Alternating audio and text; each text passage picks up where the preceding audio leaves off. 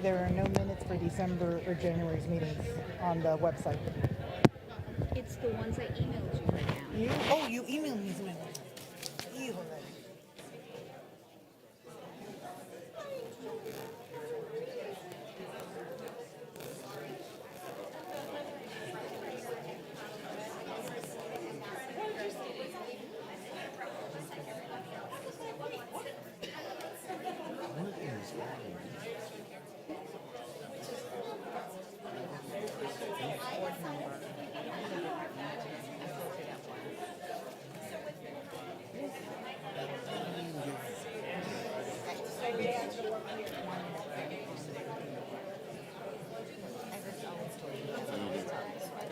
But I didn't want to put that was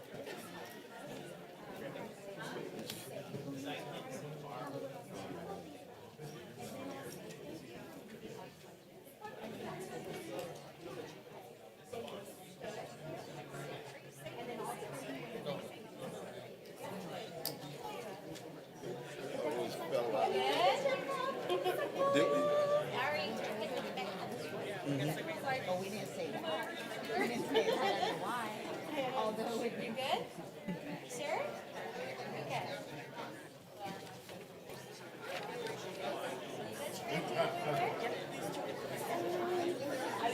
Great.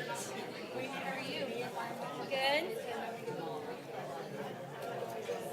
Do you need this, ma'am? No.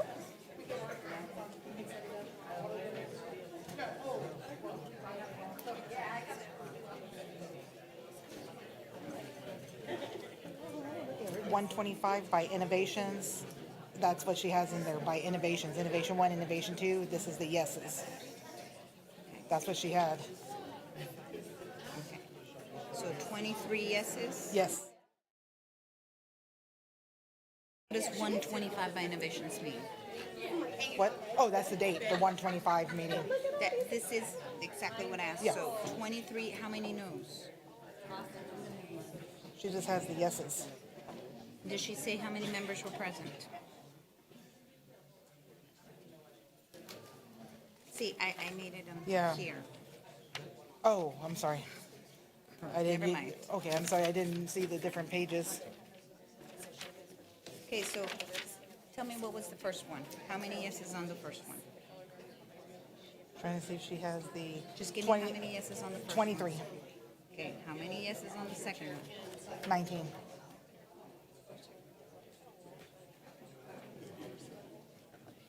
How many yeses on the third one? 22.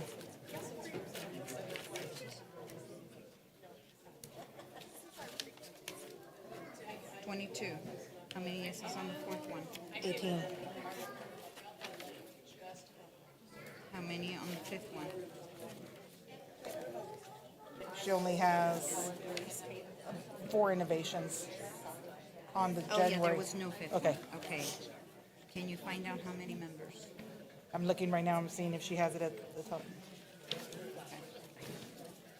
All right, thank you.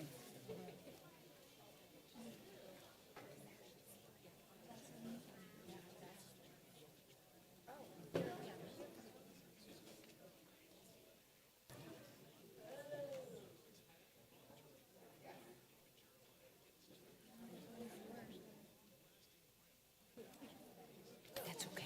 I don't see if she has it.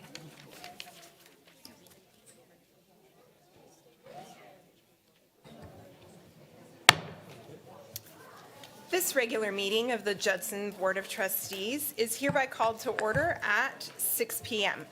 I'm very pleased that you have taken time to join us this evening.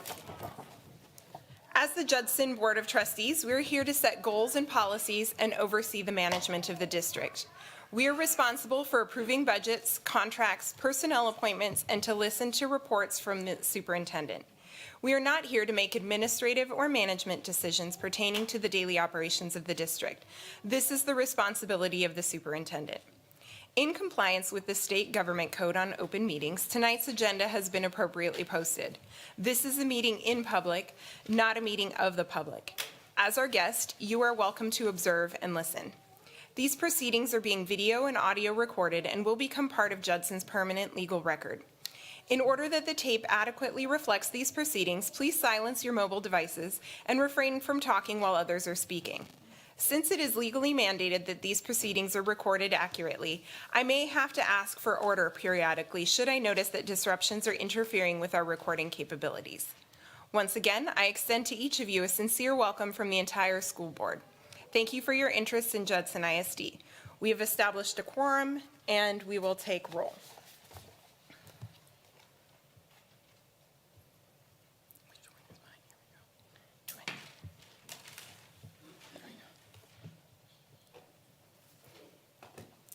Okay. I know that Mr. Diaz and Ms. Eaton are on their way, and Ms. Pichelle will not be here tonight. Okay, we'll go on to our invocation and the Pledge of Allegiance. Definitely. Could everybody please stand? Bow your heads. Dear Father God, we come to you this evening saying thank you. Thank you for all that you have done, that you will do in the future, and that you will reveal to us that you have done in the future. I'd ask that you would lift up those who are sick among us and bless them this evening, and continue to bless this board as they make decisions for our community and our students. All these things we ask and pray in Jesus' name. Amen. Please stay standing for the presentation of the United States colors, led by the Karen Wagner High School Battalion. Tonight's color guard is the team that is going to nationals. It is being commanded tonight by Cadet Sergeant Emmanuel Guzman, Cadet Sergeant Caden Fisher, Cadet First Sergeant Isaac Hernandez, Cadet Major Seth Norman.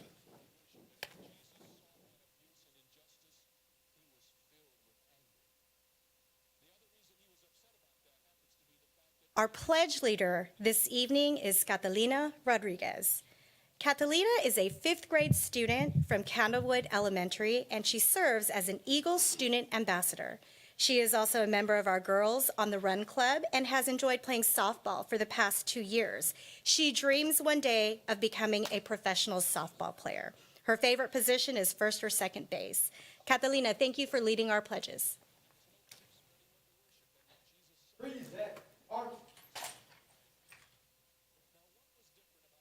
I pledge allegiance to the flag of the United States of America and to the republic of which it stands, one nation, under God, indivisible, with liberty and justice for all.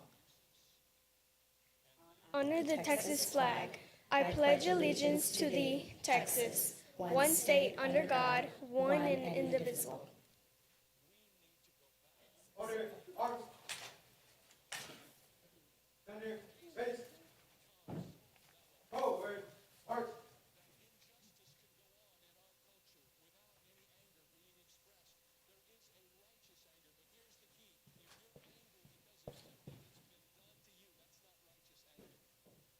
Color guard, go. Ready, go. Ready, move. Ready, post.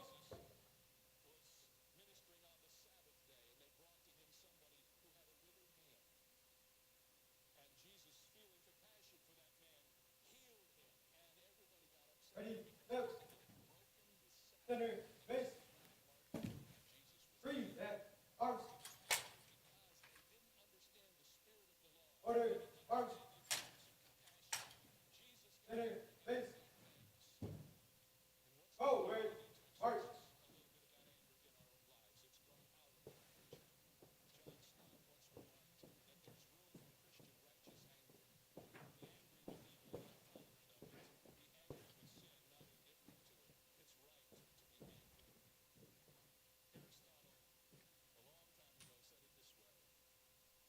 You may be seated.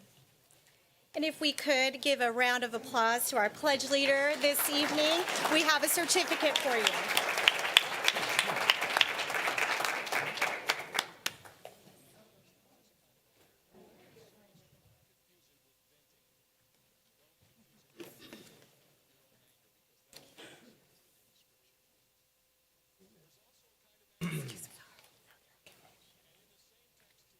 Catalina is joined here this evening by her family and also her principal, Ms. Diaz. Thank you so much.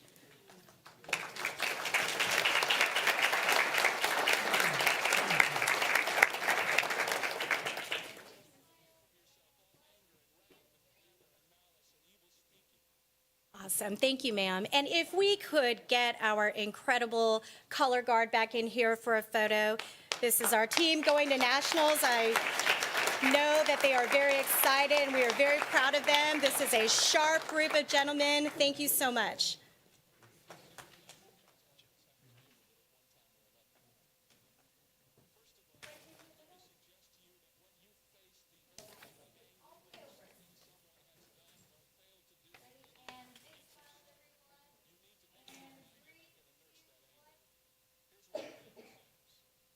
Thank you so much.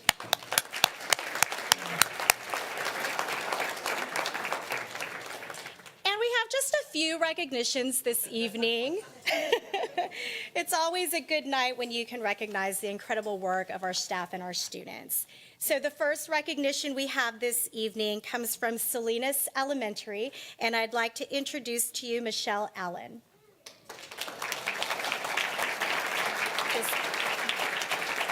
On January 2nd, the Texas Elementary Principals and Supervisors Association, Region 20 representatives, arrived at Salinas Elementary to award Assistant Principal Michelle Allen with the association's Assistant Principal of the Year Award. Ms. Allen began her career in 2004 teaching 4th grade. She's a graduate of the University of North Texas. She continued her career in the Dallas and Houston areas before coming home to Judson ISD, her home. She began at Salinas as an RTI facilitator before advancing to become an assistant principal at Masters and then back to Salinas. She will be considered for TEPSA's State Assistant Principal of the Year, and we wish her much luck. We are so thankful for your leadership, and we are so proud of what you do every day for our students.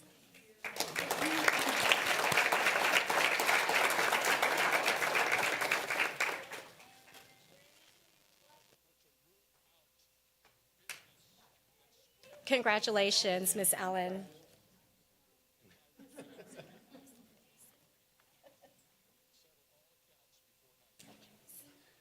All right. And our next recognition comes from Wortham Oaks Elementary, and we are so excited to introduce to you the I Play Basketball Tournament winners, led by Coach Rodriguez and Coach Ennis.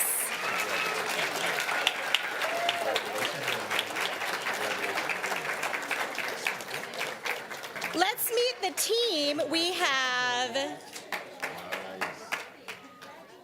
Ben San Miguel. Raise your hand, Ben. Raise your hand when I say your name. Caden Satcher. Kyson Walden. Jakai Carroll. Kyson Walden. Michael McVinney. Paisley Hearn. Robert Lee. Braden Lee. Sergio Martinez. Izzy Duenes. Charlotte McCullough. And Maria Sierra.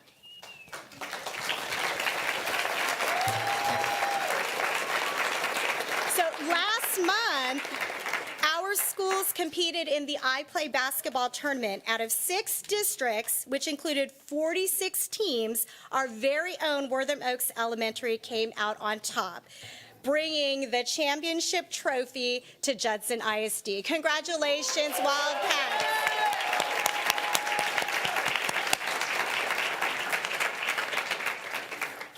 And thank you to the coaches and the parents that support the extracurricular growth of our students as well.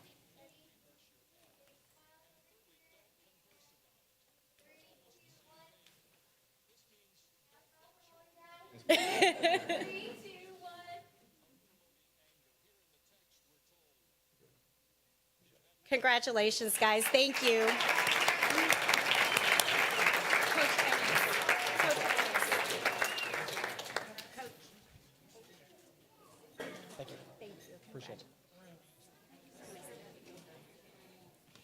We have a big group of students that we want to recognize this evening, but first I have 45 seconds just to highlight the types of programs these students are involved in.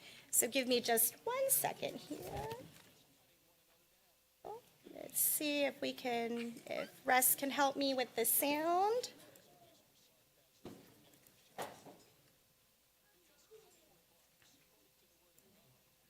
February is Career and Technical Education Month, and so we are super excited to be able to highlight our programs, but to also highlight the accomplishments of our students.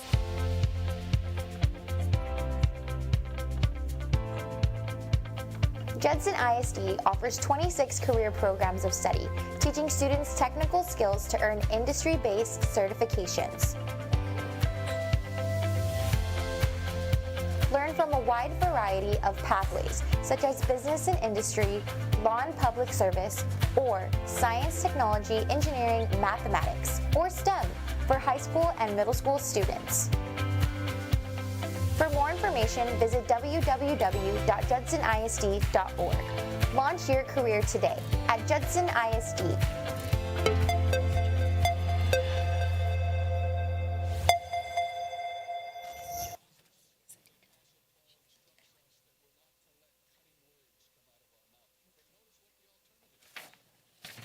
February is Career and Technical Education Month, where we recognize the value of CTE programs in a student's educational experience and the achievements and accomplishments of CTE programs across the country. Judson ISD is immensely proud of our comprehensive CTE programs that support student future readiness with courses, providing clear direction to pursue high-demand, post-secondary opportunities, whether that's a college education, joining the military, or entering the workforce. CTE celebrates students' individual areas of strength, giving them the ability to see different opportunities in careers that they may not have considered before. We are so excited to be able to recognize a group of students who have recently competed in Skills USA competitions. 109 students from our 4 campuses participated in Skills USA District 11 competitions. Judson took home 144 awards, including 85 gold medals. 94, oh yes, please applaud. 94 of those students qualified to move on to the state competition, and so hopefully in the next month, we'll bring them back to recognize their accomplishments at the competition. But we want to congratulate a few of our students who placed first and took home some gold medals, and we are going to start with some students from Judson High School. Arts and AV Animation, led by Mr. Aguilar. We have Brendan Rodriguez and Rachel Dobson.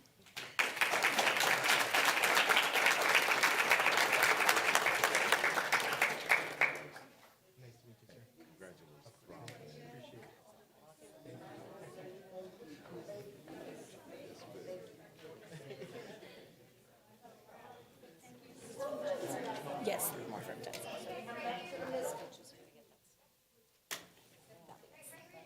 The administrator.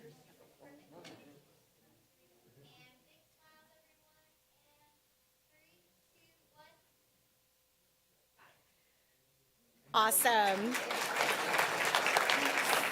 From the Judson High School Automotive Collision Repair and Refinishing, Mr. Tucker and Ms. Vanegas. Diego Ramon, Philip Ledesma, Junae Seguera, Yesenia Sanchez, and Alejandro Davila Miranda.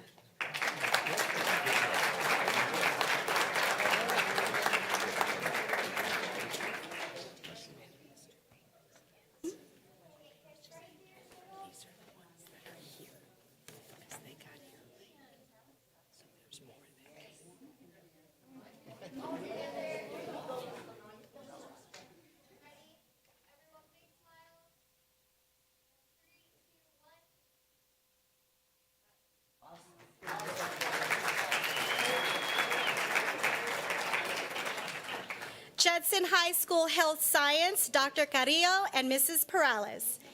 Introducing their students, Genesis Montanez, Jaslyn Sterling, Leah Wade, Nazard Maulas, and Jolene Walker.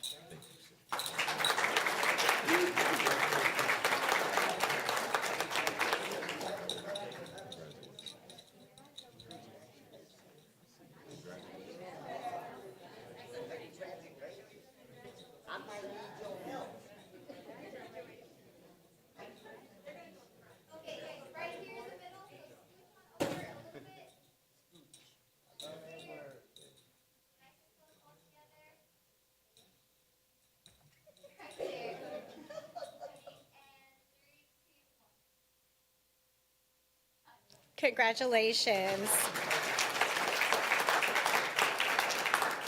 Judson High School Criminal Justice, Ms. Hernandez and Ms. Jones. We have to recognize this evening Ilsa Cordero, Josiah Martinez, Blake Bowden, Selma Aguilar, and Sebastian Bernal.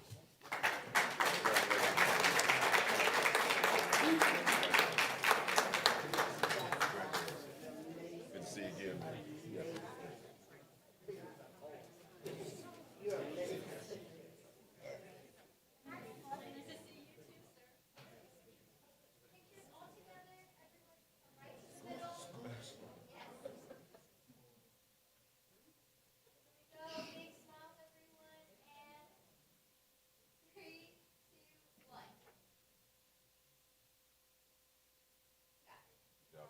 Congratulations, Judson High School.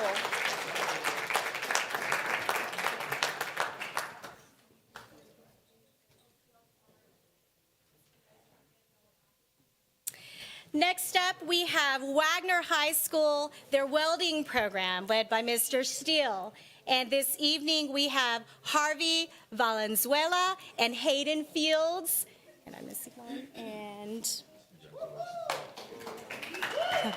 Aiden Liao.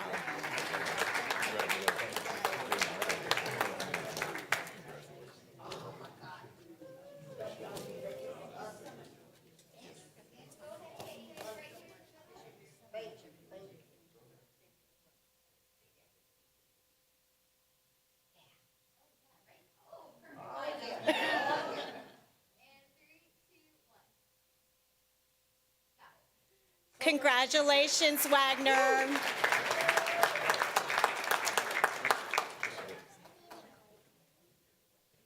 Thank you.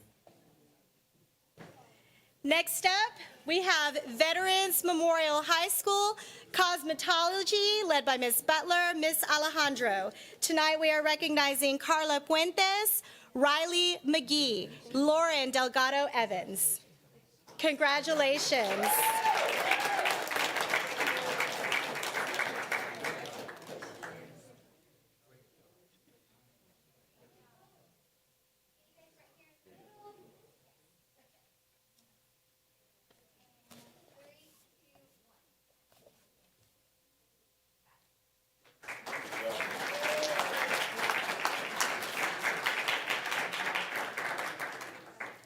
Next up, Ms. Muse, Veterans Memorial Arts AV Graphic Design, and we are recognizing Sarah Alvarado and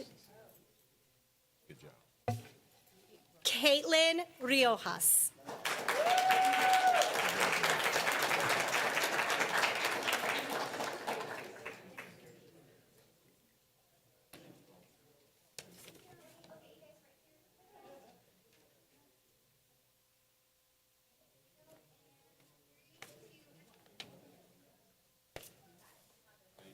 Congratulations.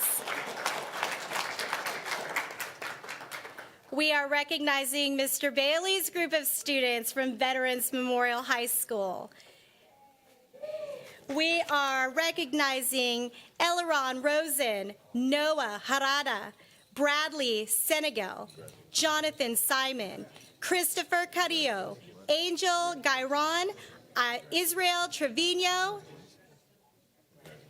Congratulations, gentlemen.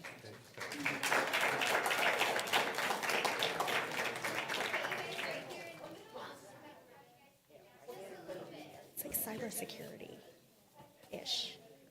Veterans.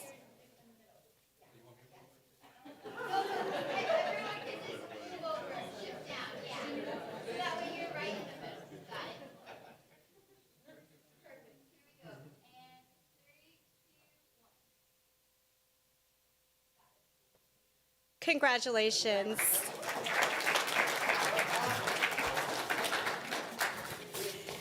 That concludes our recognitions. Thank you so much.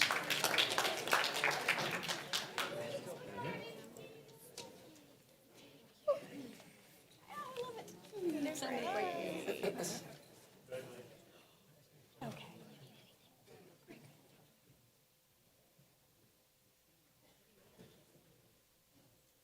Nobody's noticed.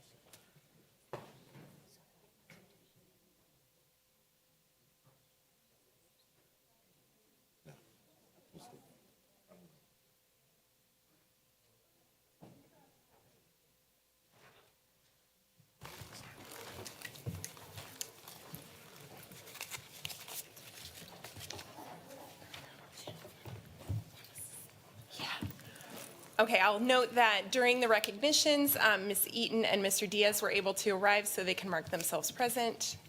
Perfect, thank you. All right, we are now ready for item 3, acknowledgement of visitors and citizens to be heard. The next item on our agenda is the public comment period. This is the time for citizens, staff, or students to provide their comments to the board. A meeting that is open to the public under this act is one that the public is entitled to attend. However, the act does not give the public a right to speak at such public meetings, except to address their grievances through the proper channels. As a courtesy to the public, the Judson Independent School District Board of Trustees allows time for public comment. Statements and questions from the audience will not be permitted during other portions of the meeting, so please sign up for public audience if you have comments to present. To have your comments heard tonight, your name and the topic of your comments must be written on the sign-in sheet prior to the start of the meeting, which is located in the rear of the meeting room. Each speaker will be limited to 3 minutes to complete his or her comments. As the presiding officer, I will strictly enforce that time limit. Also, profanity, yelling, inappropriate, uncivil, or discriminatory comments will not be permitted. In accordance with Judson ISD Board Policy BED Local, in the event your comment, in my judgment as the presiding officer, constitutes a complaint or charge against an employee or officer, it will be necessary for me to interrupt you, ask you to stop, and direct you to seek resolution of your complaint through the district's appropriate formal grievance policy, DGBA for employee complaints, FNG for student or parent complaints, or GF for public complaints. By law, the Judson Independent School District Board of Trustees cannot lawfully discuss, deliberate, make comments, or make a decision on any matter raised in the public comment period which is not specifically listed on the board agenda for this meeting. With those cautions in mind, we will now be glad to hear general comments. Ms. Marilyn McKinney, you are first.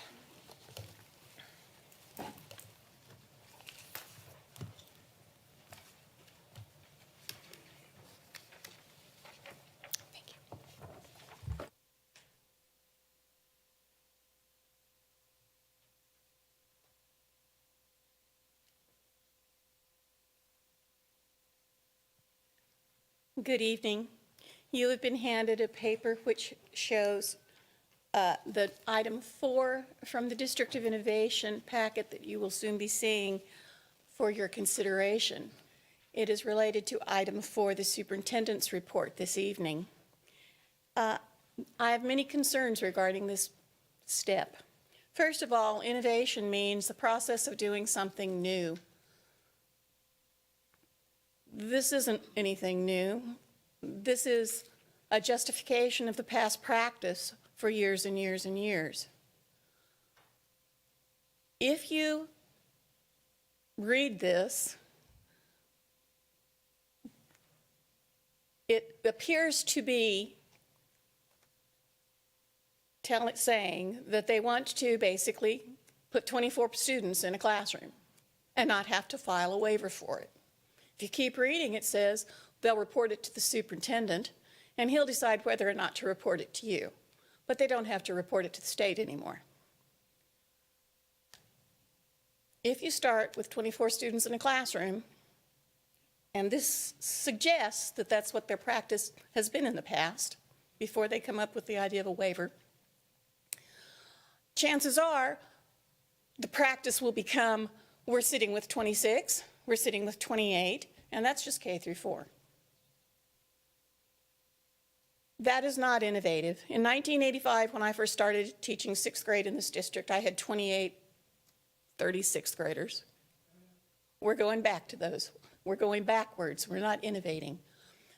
You had an opportunity when this law that capped class sizes was first passed to, let's say, 2020 and COVID, where there was no teacher shortage. You could have actually enforced the law, followed the law, not viewed it as a guideline, and had 22 students in a classroom or less. And you probably wouldn't find yourself in the position you are today competing with charter schools whose one major selling point is smaller class sizes. But you chose not to do that. You chose to get a waiver, get a waiver, get a waiver, get a waiver, year after year after year after year after year. This is not innovative. This isn't even being transparent, because now you're not telling the parents according to this. You're going to tell the superintendent, who in turn will then let you know about it. And you're not going to report it to the state at all. When this comes before you for your approval, I strongly urge you, I beg you, turn it down. I can give you suggestions as an alternative. Enforce the current law, 22-1, K through 4. Be innovative, extend it through 5th grade, all of elementary years. That's innovation. That's something new. That's something you haven't tried before. Not obfuscation and not business as usual. Thank you, Ms. McKinney.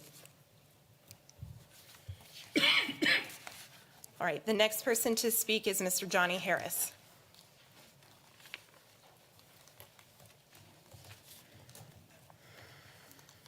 Good evening. Just a side note, my wife Renee Pichelle is not here tonight due to a temporary hospitalization. Prayers would be accepted. I'm here tonight to request the resignation of Board Member Jose Macias Jr. You have brought, again, shame and embarrassment to Judson ISD by doing the following. You've admitted to paying your wife over $8,000 for consulting services, despite the fact she has no background in consulting or a firm. You selected a bond-packed treasurer who lives over 200 miles outside of the district. That in itself is suspect. Sir, I'll remind you that the policy is that if this constitutes a complaint or charge, This is not a charge. These are facts that have been admitted to. I understand that, sir. But if you are speaking about a specific officer or employee, we ask you to keep your comments general. Okay? Thank you. You've paid a local teachers union rep over $6,700 for texting services. I have a phone. I didn't get any texts during the bond. You paid a couple of your Converse cronies over $5,000 in consulting services, despite the fact that they had never worked on a bond before. Now, the district attorney will determine any criminality, but morally, ethically, you're already guilty. In summation, over 1/4 of the bond pack funds that you ran went either into your own household or to pay friends and associates. That's called buying influence with other people's money. Now, you decided you were important enough to start recruiting and endorsing people to run against your own fellow board members. Sir, I'll remind you one more time that this should not be directed at. I'm wrapping up. Okay. These are just facts. But I don't know- again, I'll remind you that the expectation is that you don't direct it at certain people. I'll let you I'll keep direct this your- to you. As a board president, Okay. I'm concerned of why you have elected not to investigate any of these matters. You were really quick to investigate the superintendent to a point that you decided to leave this district. Sir, again, I will state to you, Last statement. okay, you have The two board members 26 here who do seconds. not have children in this district who make decisions for the rest of our children. If it's not good enough for your children, why do you think you're good enough to serve in this district? Thank you for your time. Thank you, sir. All right, the next person to speak is Alexandra Rutledge.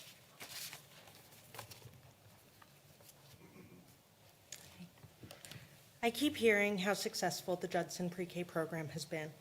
We all came out of a pandemic a little more depressed, anxious, and awkward than we were before, and the Pre-K 3 and 4 program was innovative and instrumental in helping our families get back on track. Yet too soon, after launching to the public, it's effectively being eliminated for so many of the families that need it. Judson ISD failed to implement common sense enrollment policies and necessary guardrails to ensure the program's success and is punishing the families that relied on the program with insufficient notice. I am here to amplify the voices of my community and the families that I love who will feel these changes in a way you may not have considered. This month is supposed to be joyous for my family as we move into a house we built specifically with the understanding that Pre-K 3 and 4 programs were available in this community we had chosen. We made the decision to move from any ISD to Judson ISD to ensure that our sons, Archer and Gavin, would be a part of the Pre-K 3 program that was offered with no stipulation that it would be temporary.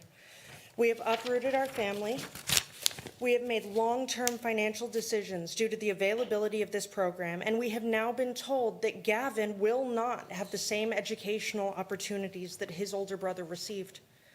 Many people in your community, people I am lucky to consider friends, have made life-changing decisions due to the availability of this program and will have cascading changes as a result of your decisions. Some have chosen to expand their families, counting on the availability of the program to help with costs and complications of childcare. Others, like myself, have uprooted their children and moved across the city with the intent of creating a permanent community for their families. Even more, who have been able to take a step back from working to spend more time with their families, will now have to take on additional work and spend less time with their children in order to fund the additional cost of schooling.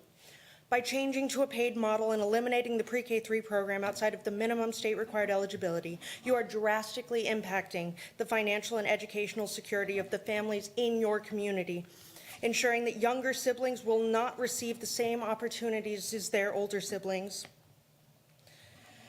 and essentially punishing families who are misled about the permanence of the program. Many children who gained educational and social stability from this program will be now set back to square one, and their families will not be able to afford the program or even access it due to the changes in eligibility. The Texas School Readiness Dashboard states that only 41% of 4-year-olds and only 7% of 3-year-olds are enrolled in state-funded full-day pre-K due to restrictive eligibility criteria, program hours not meeting the needs of working parents, and other challenges. Judson has stated that the greatest need for the program will be the first to enroll, and I support that, but these eligibility criteria are so stringent that many of the families in our community who truly depend on this program don't meet the criteria and will now be excluded and no longer benefit. After all, Texas families struggle to access quality childcare, and many do not qualify for pre-K, for full-day public pre-K. The changes to the hours of the Pre-K 3 program alone will ensure that many of the families who need it will not be able to access it, as they don't have the freedom to pick up their children in the middle of the day or the finances to take them to another paid program. Ms. Rutledge, that was 3 minutes. I'm sorry. Thank you. All right, we're going to go on to our next item 4, Superintendent's Report on the Constraint Progress Measure of the District of Innovation. I'm just going to leave it at that because it's a real long agenda item name, but thank you.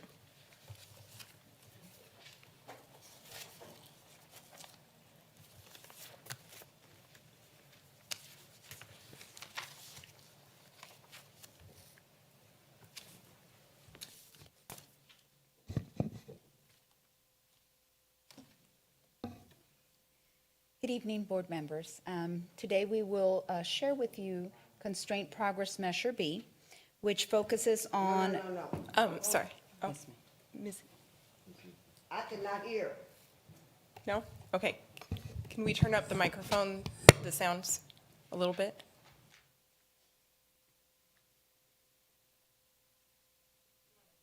Do you want to test it, Ms. Davis, again, just to see if... Good evening, board members. Is that better? Okay, thank you. Awesome, great, thank you.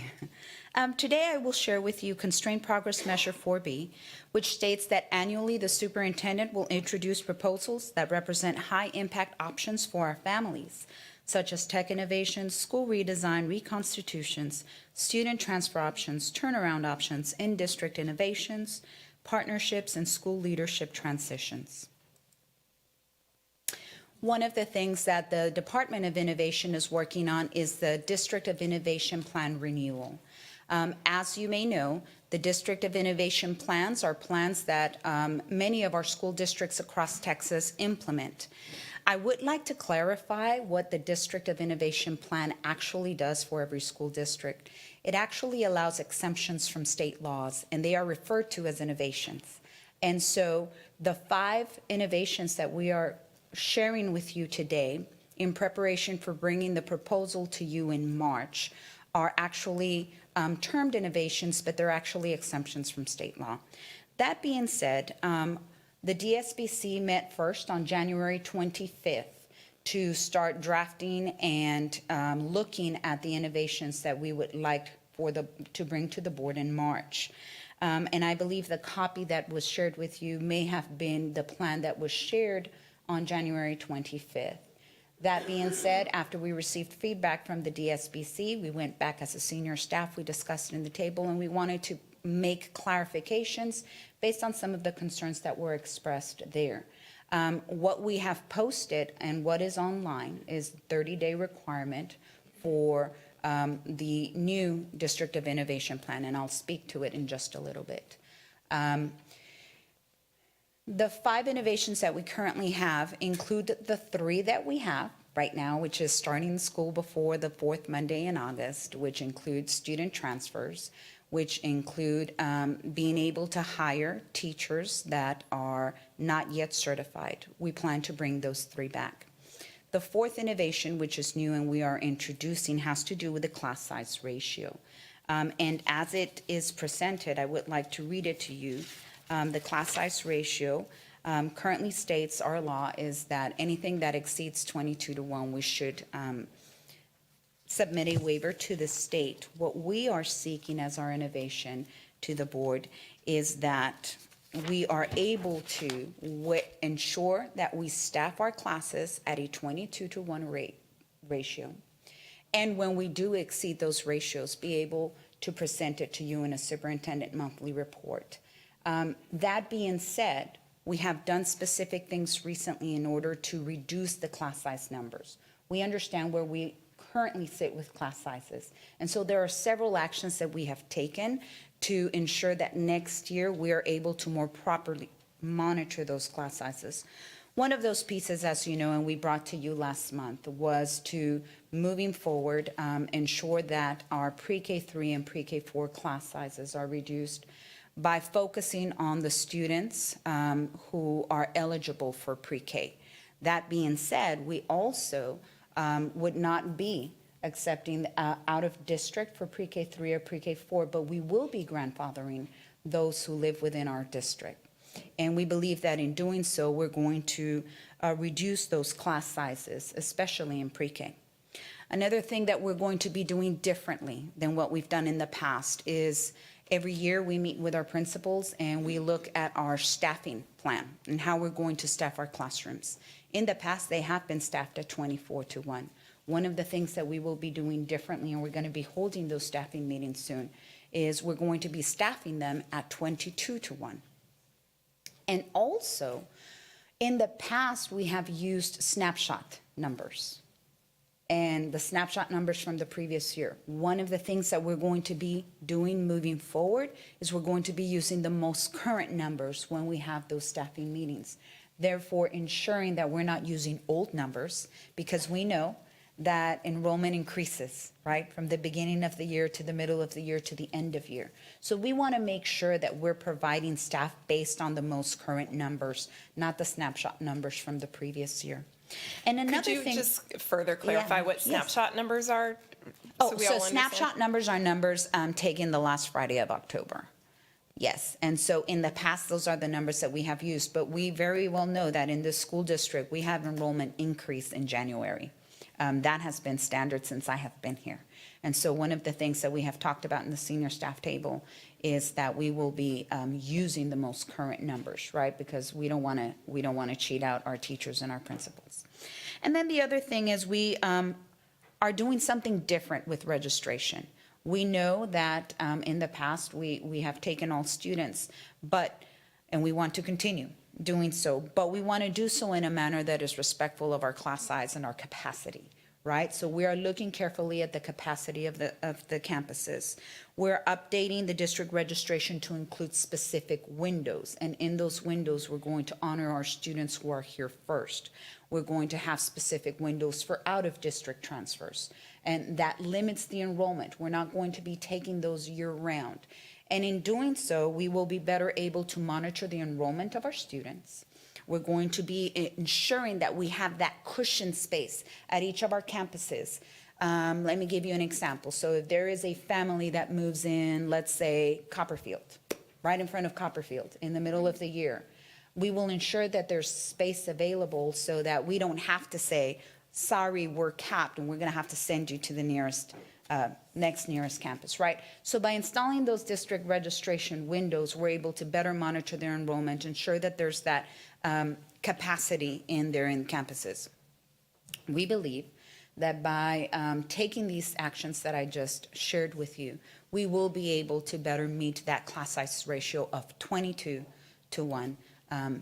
in the classrooms. Now, being realistic, should that ever exceed, the innovation as a proposal is on the website, the latest one right now, would ensure that in the event a classroom exceeds 22-1 ratio in grades pre-K 3 to 4, we would request an exemption from the superintendent of schools, but the superintendent of schools will need to report to the Board of Trustees monthly the number of exemptions that are granted.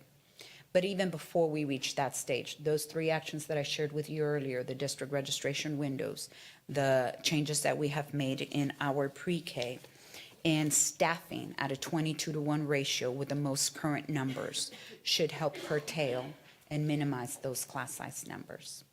So that's one of the things that we're doing with a District of Innovation plan. Now, please know that that plan is posted as a requirement of law, and it needs to be posted by 30 days. It was, even though we received feedbacks and concerns, it was approved by the majority of the DSBC, and as we brought back these changes, it was still approved. We will bring you back the actual DOI plan for you to vote on in March, not today. But I'm sharing with you what we are doing in the process to keep you abreast. As well, we are bringing it in March because of the DOI plan where we are hiring non-certified personnel, because we bring to you the contracts in April. So we just want to have that in place should you choose to vote on it. Okay. Another thing that we are focusing on is, if you may recall, that we were awarded a P-TECH designation by the state of Texas. And P-TECH stands for Pathways of Technology in Early College High School. So that means that as we stand, we now hold all of the college and career readiness school models that TEA accepts. We have P-TECH, we have T-STEM, and we have early college, high school. So right now, Judson can boast that we are holding all 3 models and offering those options to our family. What happens when we have been designated that by TEA is they assign to us a college and career readiness school model coach that works with campus administration in building how it is that we need to launch this and what our focus will be. So our focus is going to be the health sciences and the automotive services to start out with. We were a little bit concerned because this is our first year. We're in the planning year to implement next fall, but we were very happy to receive 103 current application counts.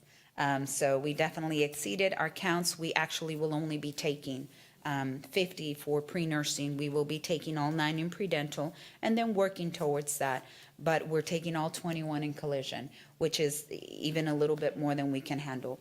That allows us to specifically focus with industry partners. It gives the students an opportunity not just to think at the level of just an industry-based certification, but in P-TECH, we're also thinking and giving that student an opportunity to think beyond just an IBC. So it may be that a student at this moment is thinking about automotive services, bless you, but later on in the future, they might want to become a mechanical engineer. And so what this does is it just opens up those pathways for the students, and we're able to provide those supports for them. And our partner with P-TECH at Judson High School will be St. Philip's. Can I ask a quick question about that? Absolutely. What are we, for the students, it looks like there's maybe 23 students that won't be able to get into the pre-nursing program right now just because of capacity. Do we have other like avenues that we can direct them towards, or things so that, you know, ultimately we want all of our students to be exiting high school with a certification or a college readiness? What are we going to offer instead, or can they apply the following year if they're underclassmen? Usually when students apply, there's been a presentation done at all high school campuses. They usually apply to 2 programs, not one. And that's actually what we encourage, so that they have the backup, right? So if they don't get accepted to one, they get accepted to another. And that's the case for when students apply at JECA, when students apply at T-STEM. They usually apply to 2. They don't get into one, they get into another. Thank you. And then, as you may recall, when we launched the Office of Innovation about a year ago, we conducted listen and learn tours across the district, and the LOTC, the Leadership Officer Training Corps, was one of the programs that stemmed from those think tanks. We're happy to say that we have established LOTC at all 5 campuses with enough students to actually add an additional FTE or an additional teacher to 4 out of the 5 campuses. And so in all of those, 4 of the 5 campuses have over 100 students. And in the campus where we had less than 100 students, that Lieutenant already called me and let me know that those numbers will be increasing for the next year. We have a short 30-second commercial to show you some of the work that is happening in those classrooms, if I'm able to. If not, we will save it for another day. And I believe we're going to be saving it for another day. LOTC is looking for young men and women to join us on our leadership journey. The LOTC program is offered at all 5 Judson ISD middle schools and is open to all 6th through 8th grade students. In LOTC, students are taught about leadership development and interpersonal relationship skills, with a strong emphasis on confidence, integrity, physical fitness, and responsible citizenship. LOTC is not just looking for anybody, we're looking for you. Join LOTC today.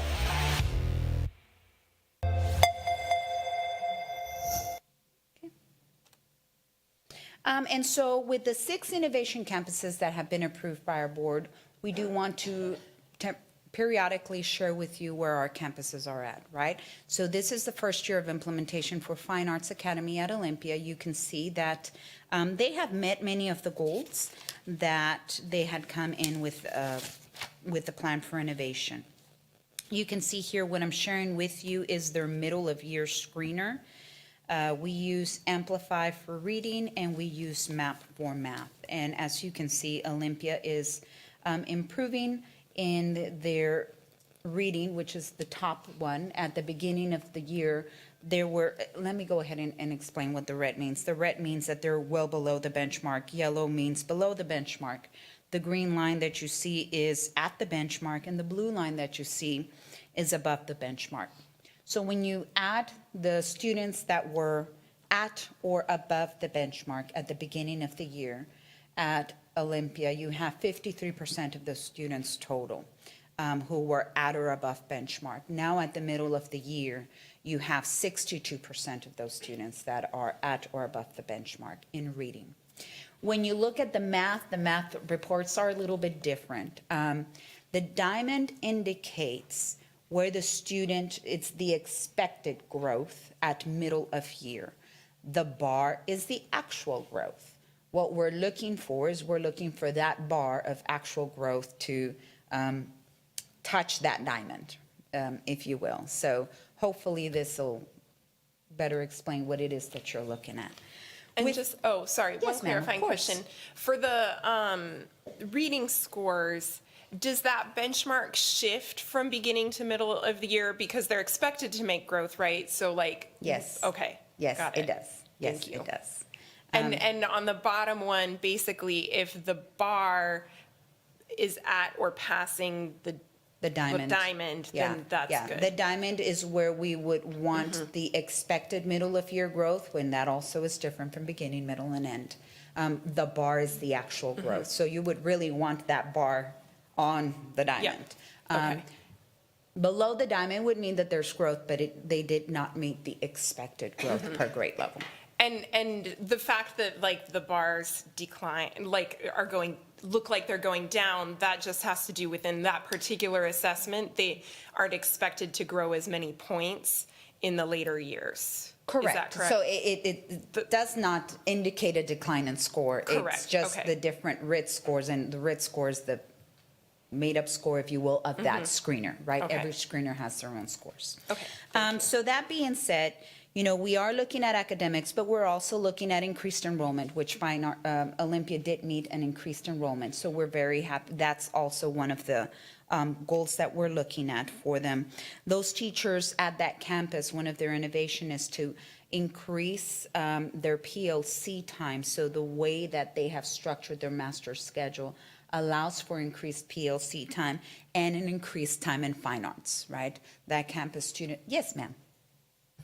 What is POC time? It's the time that our teachers use to plan their lessons and to look at their data and to really dig deep as to how they're going to provide the interventions for the students.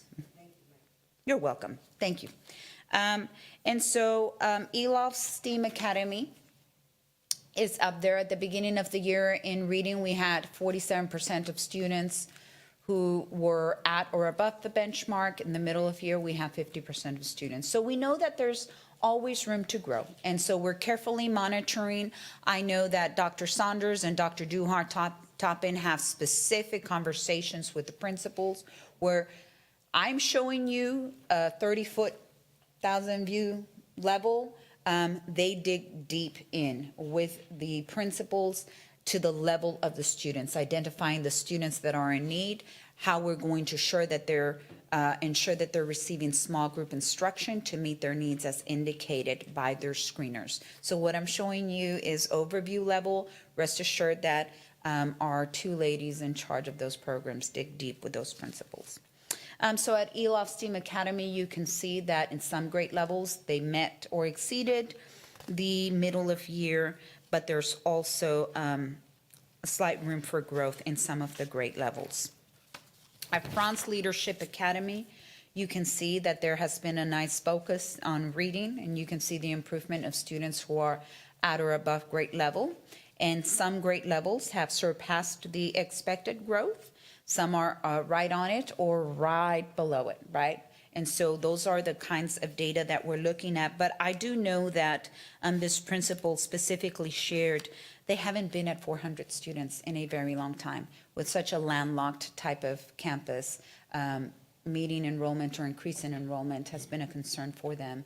And they feel that by providing the Leadership Academy, it has drawn in students to their campus.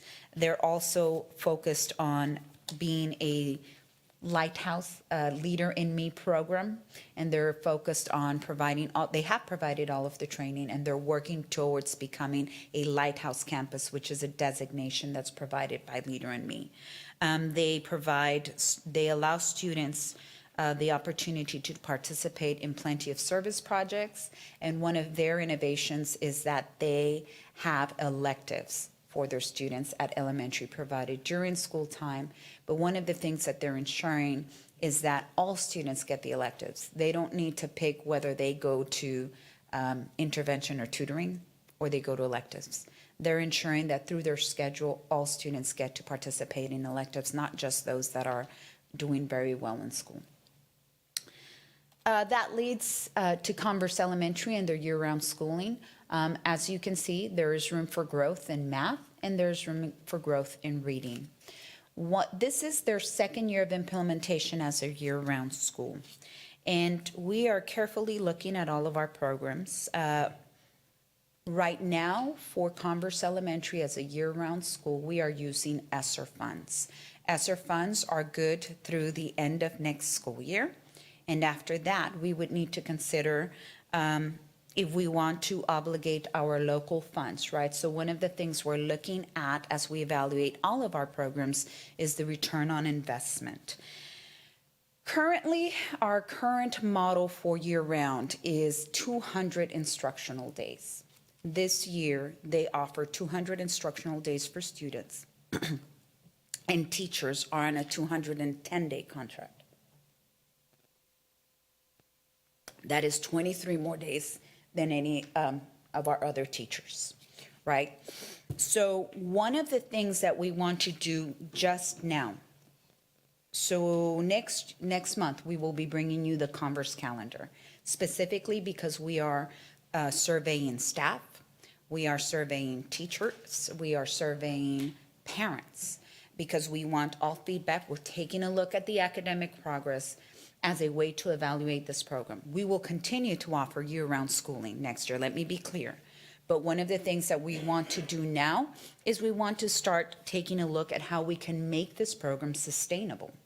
So at 210 days on ESSER funds right now, that might not be sustainable. So some of the changes that we're doing for next school year is we're going to ensure that the instructional calendar matches or more closely resembles our district calendar. Still year-round, but more closely resembles at time to begin school year. So they'll start just a few weeks before our traditional students.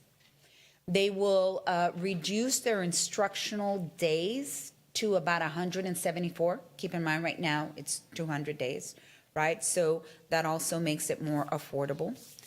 And in doing so, they're going to offer those amount of instructional days, but they're going to offer something called intersessions. In layman's terms, it's about a week off in October, a week off in February, but we use that time to invite students to come in and provide them additional supports. And it's not necessarily inviting just students who are low performing, but all students, and the intent is always provide growth for the students.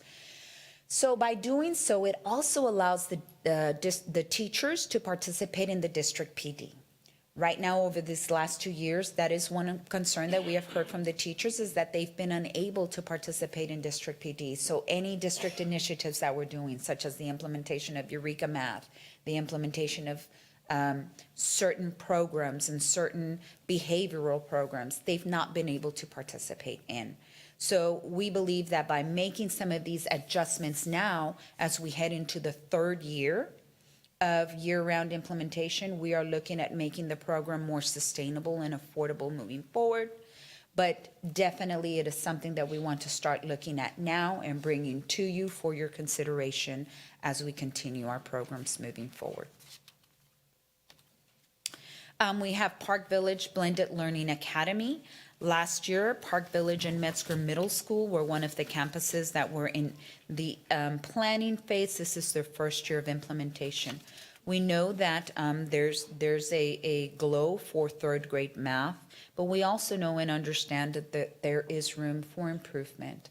Right now, they are implementing 2 new high-quality instructional material programs that are new to the campus. And so we understand that when there is a change might be difficult and it takes a while to overcome that. But I will highlight some of the things that the principal mentioned, is that as far as the culture in the campus, we are seeing improvements in discipline, we are seeing improvement in engagement, and these are some pictures of the part of the grant of blended learning is they got to redesign their entire campuses. We want our students to feel good in the campuses that they participate in. Park Village was able to receive brand new blended learning furniture in all of their 18 classrooms. And so all of the classrooms have redesigned furniture, as well as Metzger Middle School. They just received their furniture over the Christmas holidays. I will mention that another item that the Department of Innovation is focused on is a school action fund. We applied for 4 campuses to receive a fairly large federal grant. 2 of those campuses were invited to interview, and those 2 campuses are Candlewood Elementary as well as Spring Meadows Elementary, and we are waiting to hear, hopefully this coming week, whether or not we were the recipients of these 2 grants. So that pretty much highlights some of the innovation items that the department is working on in collaboration with all of our departments and central office. Thank you. Thank you. I had one more question, going back to Converse Elementary and their outcomes. I noticed that, or I remember in the Innovation Committee meeting earlier this week, you talked about the fact that they weren't able to administer the beginning of your MAP until like later in the year than expected. So would that also account for the reason, part of why they didn't see as much growth? Like they didn't, their beginning of the school year was July something, and then they didn't administer the exam until September? September. Okay. So one of the advantages of implementing a universal screener is that it very specifically indicates to the teacher what it is that the student is working on. We don't want any of our teachers to be working blindly. Because they start earlier, that is correct. So they started at the beginning of the year, they didn't implement the universal screener. That doesn't mean that our teachers can't teach, but they can't teach to the level of detail and individualization for each student that they can once they receive that type of data. Well, and I imagine if they had administered it in July and then given it at middle of the year, they would have seen more growth because the starting line would have been further back. Right, so they didn't administer it until the rest of the district did. Got it. So those are some of those drawbacks, right? When they're in such a drastic different calendar than the school district. So one of those things that we're doing is we're trying to make it resemble more our calendar. Another piece, and I just wanted to share, currently just in the teachers alone, that is an additional $300,000 more or less for the number of teachers and the additional 23 days that they are on contract. Thank you. Are there any other questions from the board? Okay. Mr. Diaz. Ms. Davis, thank you so much. So help me break some things down. Yes, sir. So when we're looking at Converse Elementary, there's a noticeable, obviously, gap between performance and projected growth. So I guess, what are we doing about that? Like, from a tactical perspective, how are we addressing that? I can tell you that this is exactly the reports that our teachers would pull, and our focus has been small group instruction in those campuses. And so I can tell you that recently this week, Dr. Saunders met with all of our elementary principals, and they identified to the level of a student who it is, because these reports that I'm sharing with you are very general. There's an individualized student report where our teachers are then able to group our students by skill and address them and be able to say, okay, if this student is weaker in this skill, what will move them forward is that individualized instruction. And that is the plan that they came up with. Those are the instructional walks, and by that I mean that members of senior staff are going to be walking the campuses, entering the classrooms to ensure that that instruction is being delivered to targeted students to ensure that we close those gaps. And then, so I guess, like, to level set expectations, so knowing where we're at now, and then with the academic interventions and the other toolkit that you guys are going to employ, where should we expect to see this at the end of year? Is that an unfair question? Well, the goal is at the end of the year, it will be a different score and whatnot. Sure. But it should look like more the previous graphs where the actual bar is touching or Consuming exceeding the diamond, diamond. is Okay. engulfing the diamond. Okay. Now, realistically, right, because I think this is exactly what we're looking at, trends throughout, and I'm going to look at all of you just in case anybody has the right answer. So realistically, seeing where we're at and where the expectations are, can we realistically get there with the current toolkit, or is there something else the board needs to do in order to help? Because we have budget coming up, right? So obviously, I want to keep that at the forefront of the conversation. I'd like to address it. This isn't really a budget issue, and Dr. Saunders can speak to exactly what they're doing at the elementary level. As Ms. Davis said, that they met this week, and we sat, if you were to look at the red part, with this MAP program, you can click on it, and it'll tell you which TEKs the students are struggling in. So the goal is to find out what those are, and then scaffold in the instruction going forward that they have to go back and learn this as they learn the new material as well. But they sat down with all of the principals. Another thing that we said that we were going to do going forward is that we typically have a principals meeting once a month. We're going to split that in half, bring them in half day, and have 2 principals meeting a month every other week. And then we'll speak with them specifically about these academic issues and how we're attacking those, and what we're seeing on the walkthroughs that Dr. Saunders has already put on most of the senior staff calendars as we go forward. So there's certain things that we're doing differently to make sure that we hit the mark of the expected growth that we should at the end of the year. All right, so if anybody else have, I guess I want to be respectful. Yes, ma'am. Yep. So I know that Amplify, when you dig down into it and you go down to the student level and you see where the students need more assistance, that there are actual lessons that the teacher can pull and use to target that. Is MAP the same way? I'm not familiar with it, so I don't know. Does MAP have that same capability? So MAP has that capability. You would have to buy additional programs and insert it in there. It doesn't have the specific, it doesn't, in the terms of Amplify, it doesn't have the specific lessons, but it does have additional resources. We could buy something, I know many of our campuses do, and they use their supplemental funds, like their title funds and things like that, and state comp ed funds, to purchase additional programs such as Galaxy Education, which I know now goes by a different name. But those are the additional programs that can be inserted with MAP. So that might be something that we want to bring during budget time to look at, to provide, so that all campuses have access to something like that. So just, something to think about.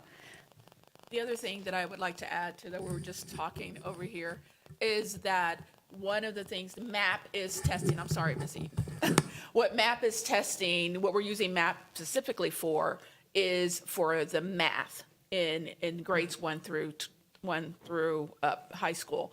And so the program that we're specifically using in elementary is ZERN, where it's targeting those areas that in MAP that we are looking at and seeing that a student is struggling in a specific TEK or a specific learning area in math. They get into ZERN, and ZERN is targeting and having them practice in that area in addition to the small group instruction. So those are adaptive curriculum that are Yes. online, that each student receives something different according to how they're testing in their screener. So at elementary, we have CERN. In middle school, we have Mathia. And in Amplify, it's called Amplify. Yes, ma'am. So all 3 of those programs talk to one another, right? Is there communication between the programs? So the math program is a separate screener. It's called MAP. The program that we use for reading, the universal screener, is called Amplify. So they are Right. different programs. But the adaptive program for the student does speak to the screener. I guess that's more what I'm asking about, because one of the things I've noticed with my grandchildren that are in Judson, reading, foundation for every single class. Yes, ma'am. And the 8-year-old, we communicate about this constantly. You have to be able to read in order to even pass any of the aspects of your education. Math, everything is tied into reading, because if you don't comprehend, you're not going to be able to understand. So they just took practice tests. We received some of the results from that, and I just have some concerns about that part, the reading. I don't know how, where to try and get in there with them with it, how to make it more exciting. Look, I even let him play video games just because the ones I choose involve him having to read to understand what it is he has to do. And because they're games that he likes, I'm happy. But the comprehension is somewhere, it's getting a little lost somewhere. And that's exactly what our teachers focus on, right? Because in the primary levels, we are learning how to read, because in the upper levels, you read in order to learn and to learn all other content areas. And I can tell you that by taking those interim assessments that they just took, our teachers are taking that information and now they're drilling down into the gaps that each individual student is showing. So back to the original question is it realistic to see growth for our students? I do believe that our teachers and our principals can meet that expectation. I can tell you that middle of year traditionally, this is what we use. We want to see where we're at. And then this is where we put our game face on and we start drilling down to the individualized level of each student. Ms. Davis, can I jump in for 1 second? Absolutely. So like two different questions that I want to make sure we kind of talk about for a second. You were asking specifically about MAP, right? Like when we're looking at Converse, you could see that third grade was well below the diamond as we were referring it to, right? The beautiful thing about MAP is there's a report you can pull that's called the quadrant report. And it basically takes all students and scatters them on this quadrant based on 4 criteria. The beautiful thing about it that you would not see with any other type of assessment is in the bottom right-hand corner, there's a quadrant that's called high achieving, low growth. So what this is, it's a group of kids that are typically high achievers, but are showing low growth. And the beautiful piece behind that is that's low-hanging fruit, right? Mm-hmm. That's how we can get instant growth, because there's a piece missing here that these guys are not engaging in. These kids that are 100%, these kids that are typically high achieving for whatever reason have low growth. And it's conversations like, I understand this assessment may be difficult for you. This might be the first time you've ever come across a math problem that you didn't know right off the top of your head, right? It's having those conversations with them about the challenges there. It's difficult for the first time, especially in third grade, right? That's when things start to ramp up just a little bit. So the beautiful thing about this is if you look at these kids in a quadrant, it almost tells you a story, right? If you have students that are typically low performing but are growing, then the story that tells us is the teacher is focusing their attention on the growth aspect only and is not differentiating for these kids that are typically high achievement, high growth. So it's little bitty tweaks like that in math that will make a huge difference, right? Mm-hmm. And then when you're talking about reading, there's another opportunity for low-hanging fruit. When you look at kids, especially 1st through 4th grade across the district, the thing that they're struggling with is fluency. The beautiful thing about fluency is you can tackle that at home 10 minutes a night. The only thing you need to have is an ear and 10 minutes. That's it, right? So the conversations we were having with principals is every kid needs to have a fluency folder. They need to be practicing this in the classroom. It needs to go in the backpack. It needs to go home. 10 minutes, that's all we need, right? So right now we're looking at what is most bang for our buck and what is going to tackle the largest amount of kids at once. And one of those components is fluency. I'm all ears. Yes, ma'am. Okay. I can sit here and I can tell you that my 4, I'm on it. Okay? Their dad, he's on it. When they walk in the door, backpacks off, get your snack, let's hit homework. But what about the kids that don't have that? They don't have the nagging nana that's saying, read this book to me. So here's a perfect example. I was at Park Village today. We walked through 5 classrooms. There are opportunities on that campus for them to have additional fluency practices before they even leave. So at Park Village, they have something that's called the snack program. So between 9 o'clock and 9:30 every single morning, they stop what they're doing and the campus serves snack. So what we did was we talked about how do we implement fluency during the time that they're serving snack. They also have the supper program, which means every afternoon right before dismissal, they shut the school down and they serve a supper meal, right? So we talked about, okay, the expectation moving forward for 3rd, 4th, and 5th grade is you're going to get your supper, but you're also doing a fluency practice. So with places like, Park Village where there's an opportunity because there's already those two slots carved out, man, we're going to use that time. Yeah, you're going to eat some crackers and peanut butter, but you're also going to do this fluency practice while I'm sitting here with you. Thank you, Dr. Saunders. That's Yes, ma'am, my pleasure. That's it right there. Thank you. Are there other questions? Mr. Diaz? Dr. Saunders, so if the assessments allow, like with the quadrants, it sounds like based on the quadrant, we can create a student profile. Correct. Right, a scholar profile, and then have specific tactical interventions for them, right? The obvious question that I think I know the answer to, but I want it for greater consumption is, so how are we teaching staff to identify those student profiles and then give them the toolkit to kind of perform? So what does that Absolutely. sound like? Or what does that look like?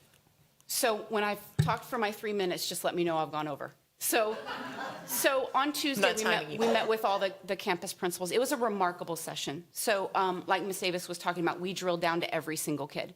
And then before principals left, we said, okay, the expectation is I'm going to pop up. We're going to pop up at the campus. We want to have some conversations with teachers. What kind of conversations are you having with kids regarding data? They need to know where they're at, right? We can move teachers and we can move principals, but the real work is moving kids. So the conversation is getting these guys to understand this is an area of strength for you and this is an area of growth, right? So 9 classrooms I visited between Park Village and Salinas. Every single one of the students that were on our tracking form, I said to Mr. Silverman and Ms. Scott, show me where these kids are in the room right now. I went up to them and I said, has your teacher talked to you about your data? And the answer every single time was yes. Tell me what they said. Well, I'm really good at multiplication, but I'm struggling with this. Beautiful. What are you working on? What did they give you? What's the next step, right? So I think it's kind of a 2-part answer. First of all, we have to do what we say we're going to do. So if we say we're going to drill down to every single kid and we're going to hold you accountable as a teacher and a principal, then that's what we need to do. We need to go in and make sure that's happening. I don't think after having conversations with principal that there's any teacher who doesn't not know what to do. Right now, it's just giving them the pre-permission to pump the brakes for a second and pull some small groups next to you. If these kids are on the tracking form, they should be spending their day next to you. And it's giving them that opportunity to say, yes, this is what the scope and sequence looks like. Yes, this is what we should be covering right now. But there is an opportunity for you to pump the brakes, bring these guys close to you, and make sure they understand what they're missing. We have a large number of kids in our district that, if we will just attend to them right now, accountability will look very different for us. Oh, you wanted to say something, sir? I will wait until you're done. Well, Mr. Macias had a question. Go ahead. Okay, go ahead, sir. Thank you. Again, a very important topic we're talking about, and I appreciate the input as well. Couple of things, not related, but I'm not resigning, so just putting it out there. Secondly, more importantly, related to this topic, is that you talked about the small groups and about, getting to that point where we're giving the support to students to help move them forward.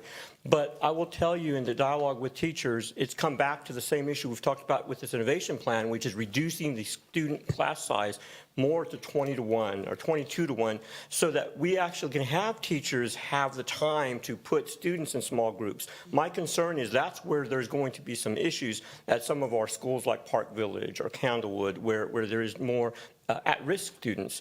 So I want to obviously evaluate that, because I think the message, as you said, is right where it needs to be. But in order to truly make it happen for our teachers, for our principals, for the classroom, that's something I think that needs to be evaluated, and certainly will want to. So Dr. Fields, I think when Mr. Diaz had mentioned about budget in terms of some of this stuff, it does come down to budget, because if we're going to reduce this teacher-student ratios, we have to put money into it. And so this is why we start talking about it, because if there is a vision from this board to say 20 to 1, and if we're going to be that innovative district to say let's do 20 to 1. How would we get there? How do we start?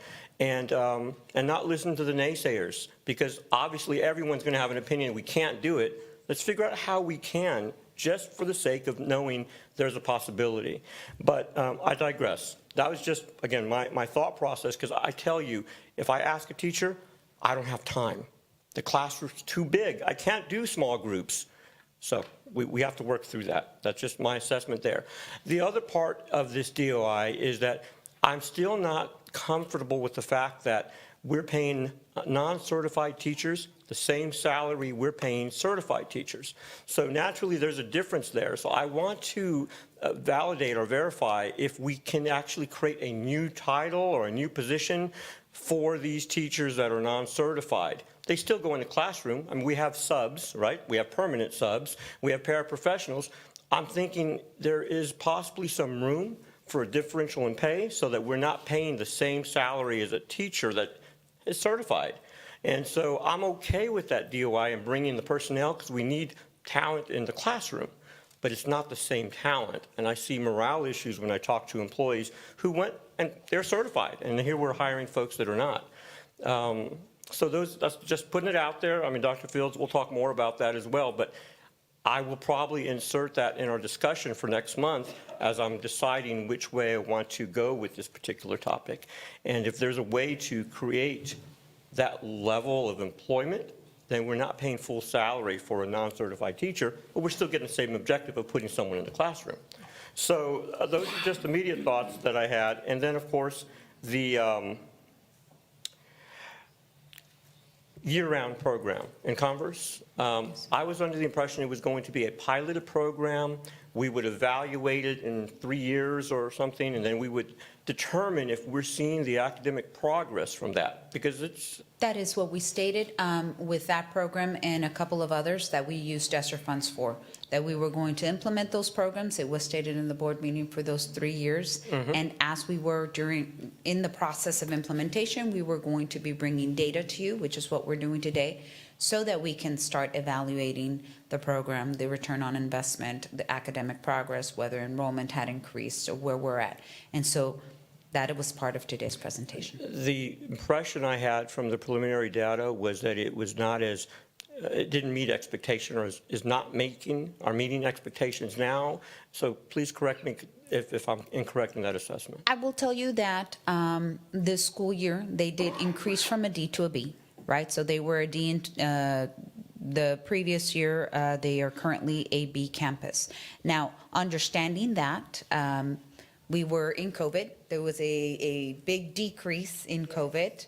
And what happens is when you lose 30 points, it's very easy to gain back those 30 points. And as you know from our board goals, we are at that pre-COVID era again, where we have already gained everything that students lost in general, right?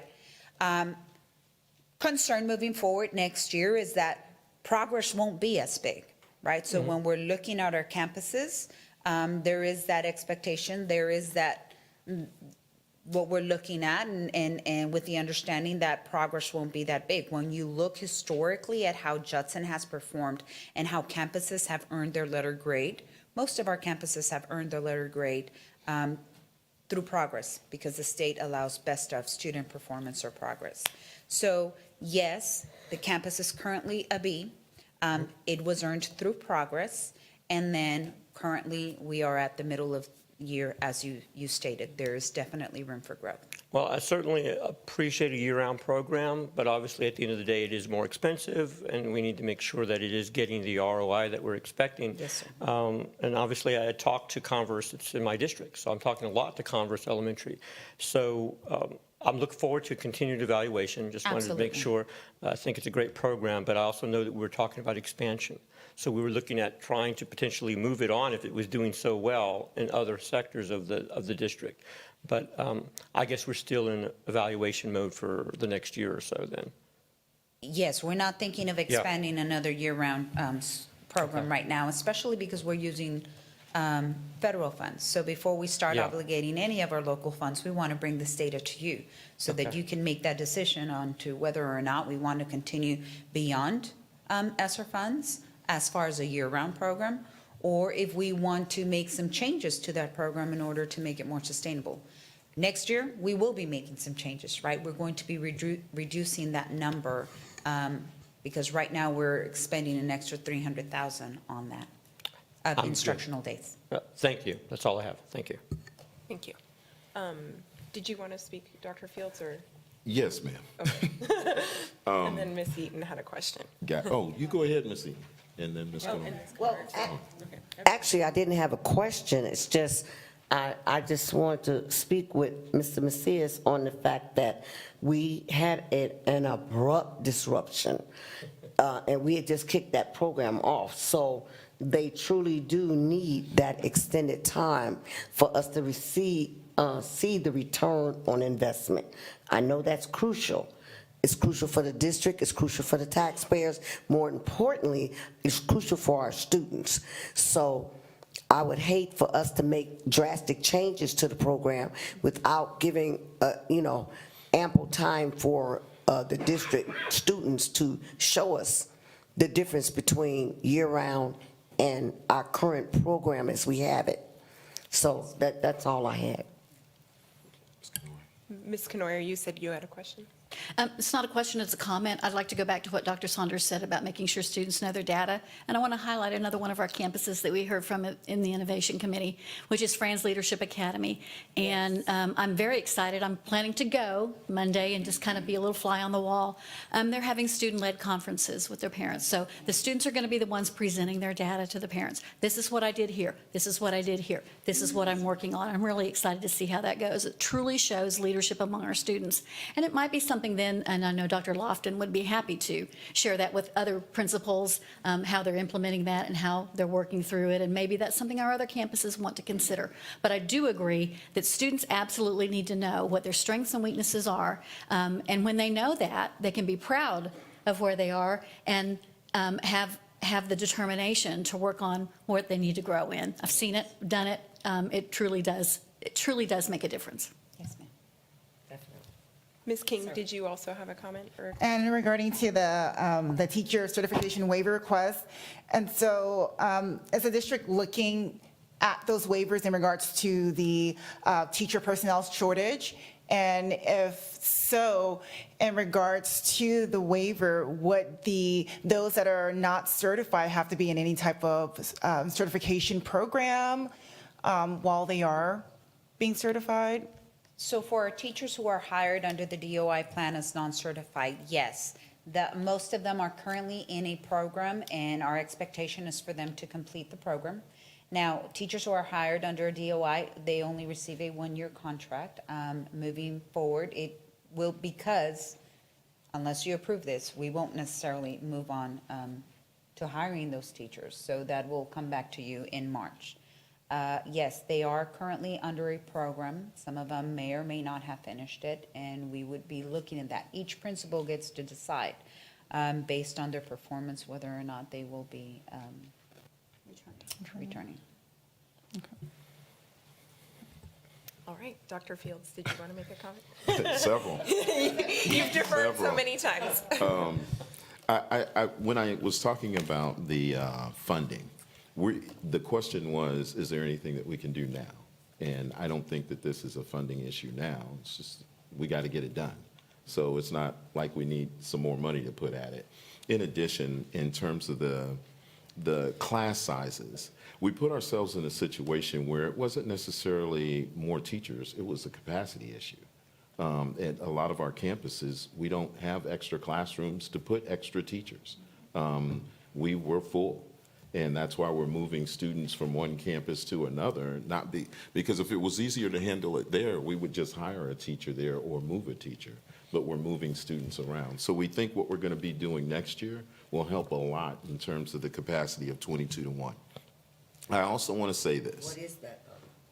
Well, what we're doing next year is we're going to, for registration, have certain windows that students can enroll in the district and have a school of choice. We're also Before, when we would staff at the snapshot. Snapshot is the end of October, and it shows how many kids you have. So when we did the budget cycle in March of the following year, we were using the numbers that you had at the campus back in October. Now we're going to use the numbers that you currently have at your campus in March when we staff you for the following year. So when the remaining students or the same students come back, it's not based on what you were at the beginning of the last year. It's based on closer where you were at the end of the year. Yes, ma'am, exactly. So that should help. In addition, I just want to say that this level of educational discourse that you just heard from the senior staff is not exclusive to just them. I mean, we've been having this with the principals, with the teachers. There's a lot more conversation about academic instruction that's been going on in the last few months. There is a high level of educational discourse, and the principals are even excited about what's going on. I mean, they come in with plans, they go back and say, hey, this is what will work, and then they've agreed to collectively say, hey, this is what we're going to do as a district, and nobody's going to do anything different from that going forward. The other thing that I'd say about Converse is that, to Ms. Rodriguez's point, if they started in July and we didn't give the assessment until September, and then we reevaluated a middle of year a few months later, we could have given more time for them to show that progress. Had you hit them in July, I shouldn't have said that. Had you tested them in July when they initially came in and then tested them again in March, you would have probably seen a bigger growth area. So I don't think that it's exactly what we see here on the paper. I think it does have something to do with the late first assessment that came. We can look into the differential pay for DOI teachers. We can just address that as we go forward. I would also say, I want to set the table now, and I'd have either Dr. Toppin or Dr. Saunders speak to it. But there's going to be a new accountability assessment that we're held to at the end of the year. And we need to start talking about expectations for that and the newness of it and what that may look like at the end of the year. I don't want the board to be shocked because I think that you're going to see a similar trend across the state, not just with Judson ISD. So because it's a new accountability system, typically when that happens, scores go down, and then we build our way back into it. So that won't be indicative of a lack of performance. It'll be a new accountability system set before us. I just wanted to put that out there. And then the return on investment is next year we will have year-round for Converse, but we'll be laser focused on evaluating just how effective that is all of next year. So at the end of the year, we can give a recommendation as to whether or not we think that we're getting what we should out of that. That's it. Thank you. Ms. Eaton. Dr. Fields, just for clarification, I just want to make sure that everyone understands that there is a new STAR test coming out. And so when Dr. Fields says a new accountability, it's not that that's something that's pushed back on our teachers. There's a new STAR test coming out. So this is unfamiliar to everyone, so our students will be exposed to that. The other thing is I am very, very pleased to see how our teachers are making sure that our students are understanding the current tests and the changes that are coming before them, because it makes a great deal of a difference when it's time for them to take that test for accountability or grading against our district.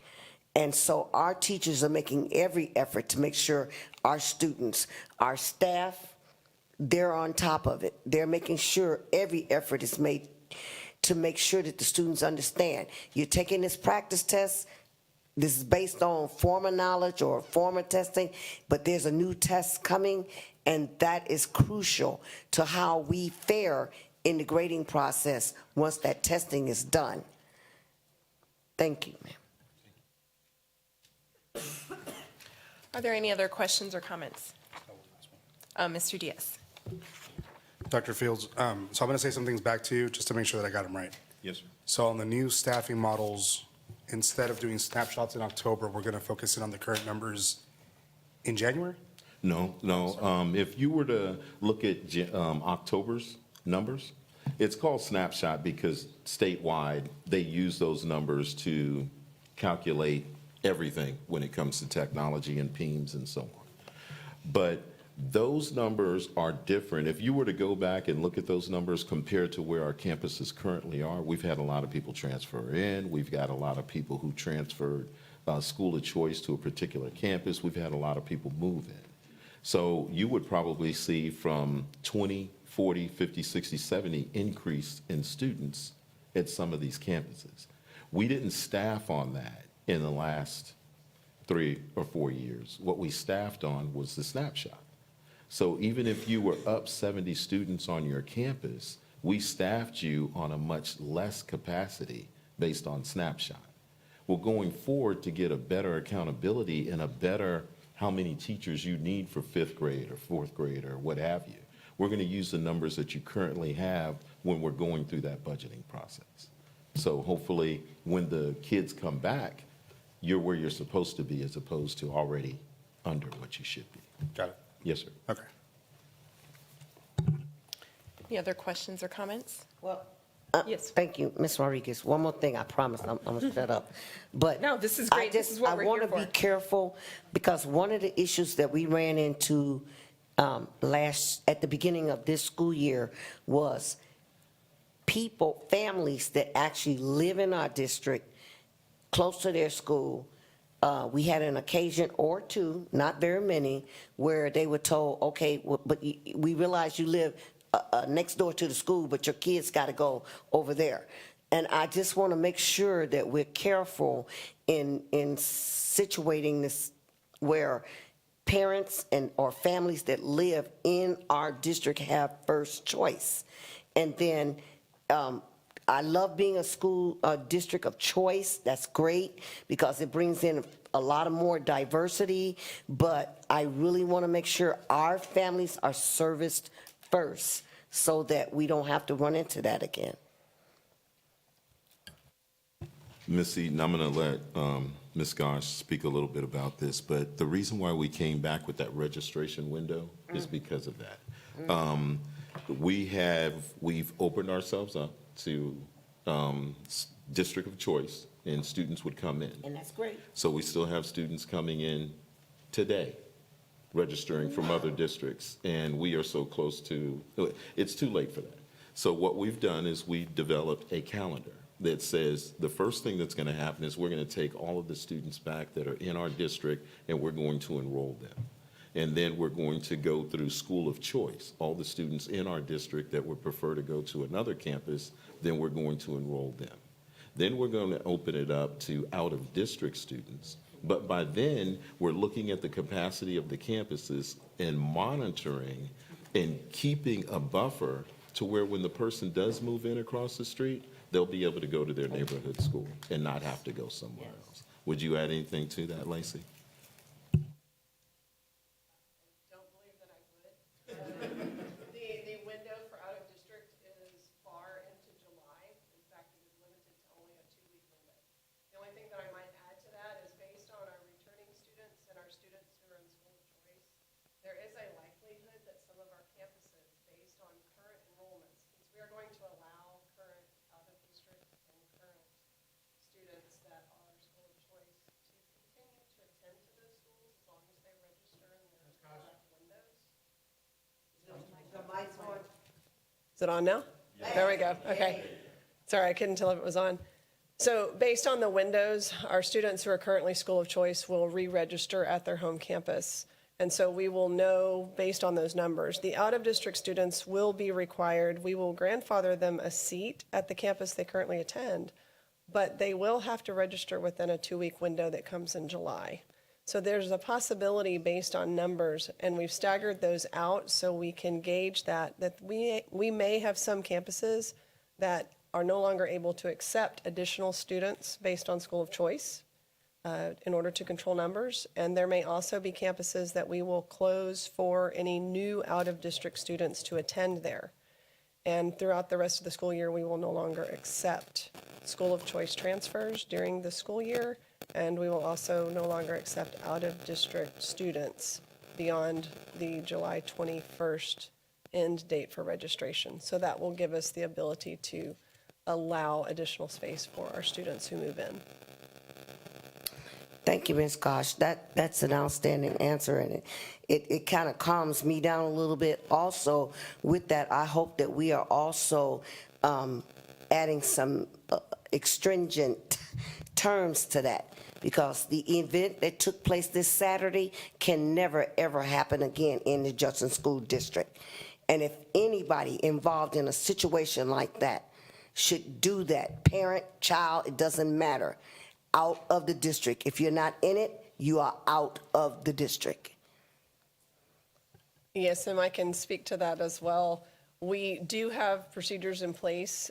We do have, based on our administrative procedures, the ability, when students do not meet our disciplinary expectations and the attendance expectations, we have a process and a notification process for parents where we can revoke those transfers.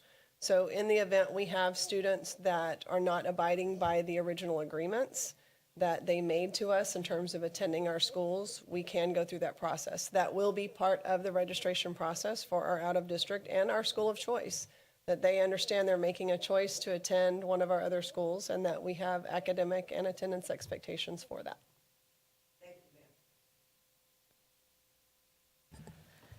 Any other questions or comments? All right. That was a very robust conversation from the board and staff, focused on student outcomes. And I think that it's just a good reminder that that is what we are here for. That is the responsibility of the board, to really be focusing on the learning of our students and leaving adult issues at the door. All right, so we will go on to consideration of consent items. I'm not going to read these, but we have items A through J. Are there any items that a board member would like to pull? Letter E. Letter E. Any others? Okay. So we will pull letter E, and so that leaves A, B, C, D, F, G, H, I, and J. Is there a motion for that?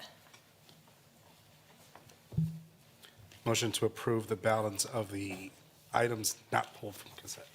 Sounds great. Second. That's been moved and seconded, so we will be voting on items A, B, C, D, F, G, H, I, and J on the consent item, on the consent agenda. We'll proceed to vote. Okay. Okay, those items pass unanimously. So we will go on to item E, consider and take action regarding approving the ranking of the submittals for request for competitive sealed proposal 2223, Veterans Memorial High School parking lot addition and athletics complex. Mr. Macias, you pulled this one. Yeah, so just a real point of clarification. I was in touch with some folks over at Veterans Memorial area, and the question they asked is, we're getting all this new stuff. What bond did it come from? So, I mean, I explained where it came from, but I thought it would be important for the record for them to understand that this is still work from a previous bond, not the current one that just passed. So, Helen, thank you for putting all that good work together, but if you could just give some clarity to that question, where is this money coming from for this expansion of Veterans Memorial High School? Yes, sir. So Veterans Memorial High School, in the 2017 bond, there is $17 million that is surplus or unspent bond money. So this project will be paid for completely by 2017 bond.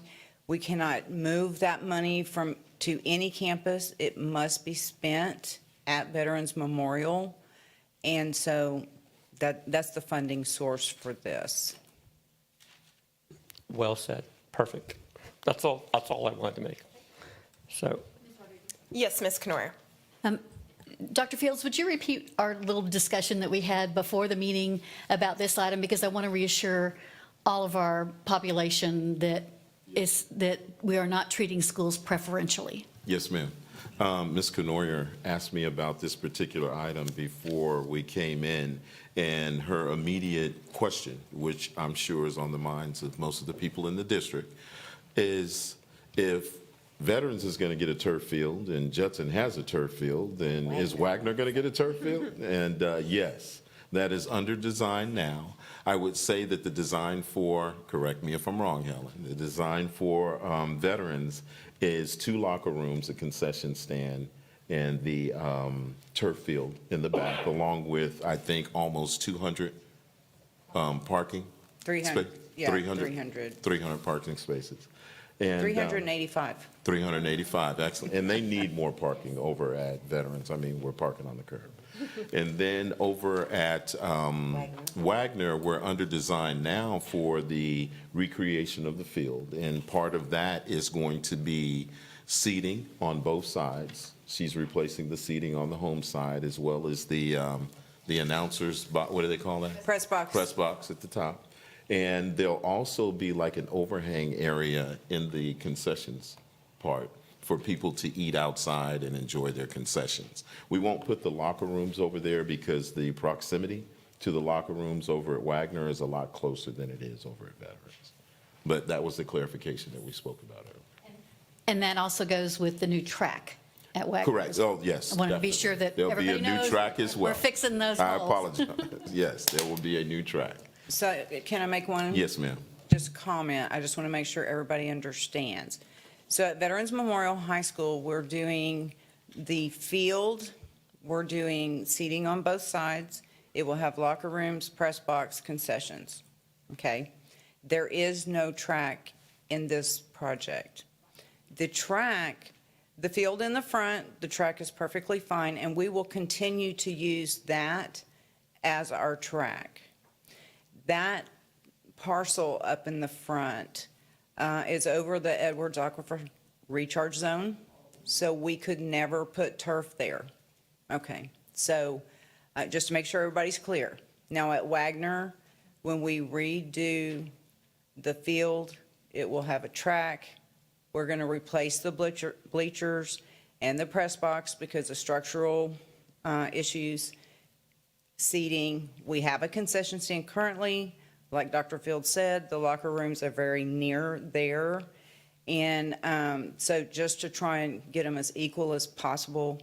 But Veterans will be slightly different because the track there will remain in the front. We didn't have enough real estate to get the parking we needed.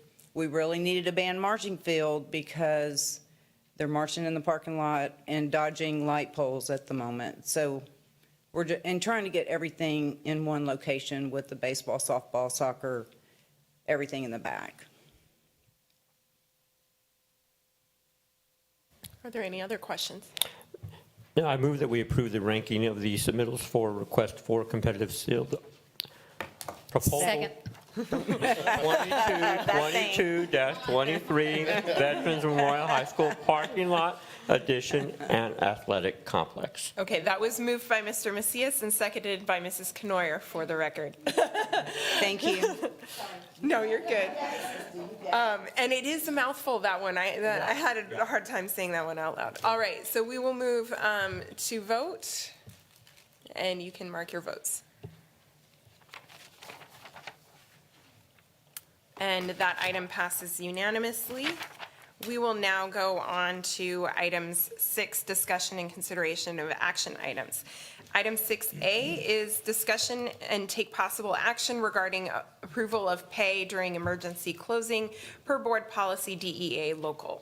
I think Dr. Fields, this Yes, is ma'am. your item.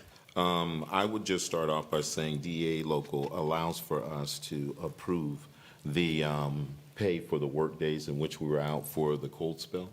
And the students coming in, making up their days is a totally separate issue. But when we pay for those days, then the faculty and staff and everyone doesn't have to come in to make up those days. And that's what we're requesting. In terms of the students, they'll have to make up their 70, to where we can meet the 75,600 minutes on, I believe, Ms. Davis, is it March 20th? That's correct. Got it. And that's a day where we were already going to have staff come in, so the students will be coming in that day as well. but we're just asking for you guys to allow us via DEA to pass this resolution to make sure that everybody gets paid for those 2 days.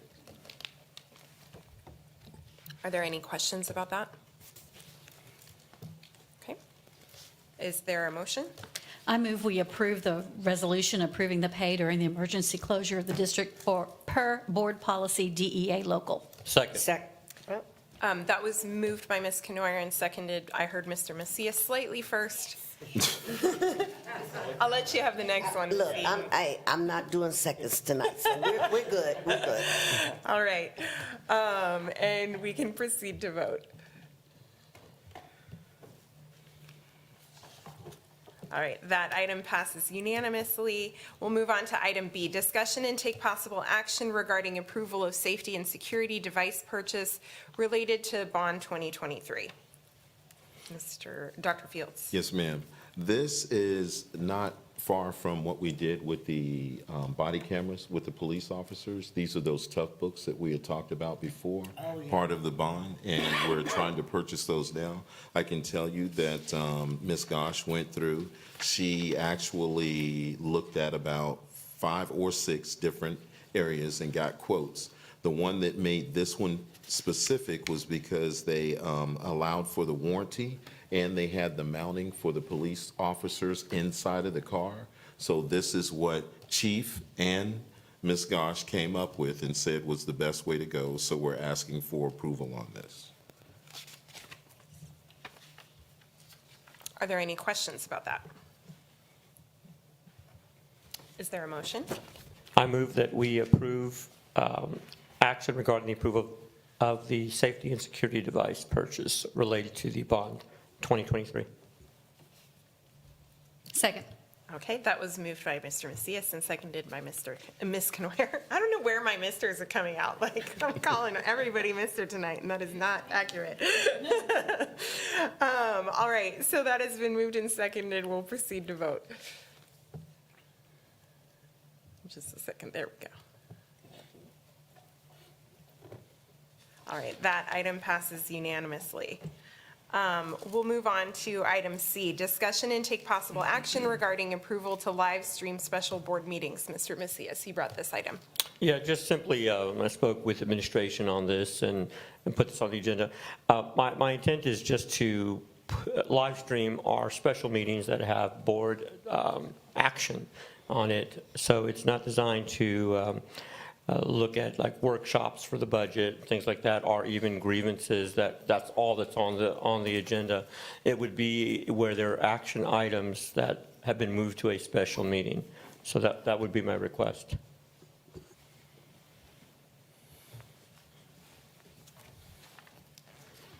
One question I have for administration, does that create an extra burden for staff, or is that something that is easy enough to do? I see. Yeah. I see a No. thumbs up for Yeah. the recording booth.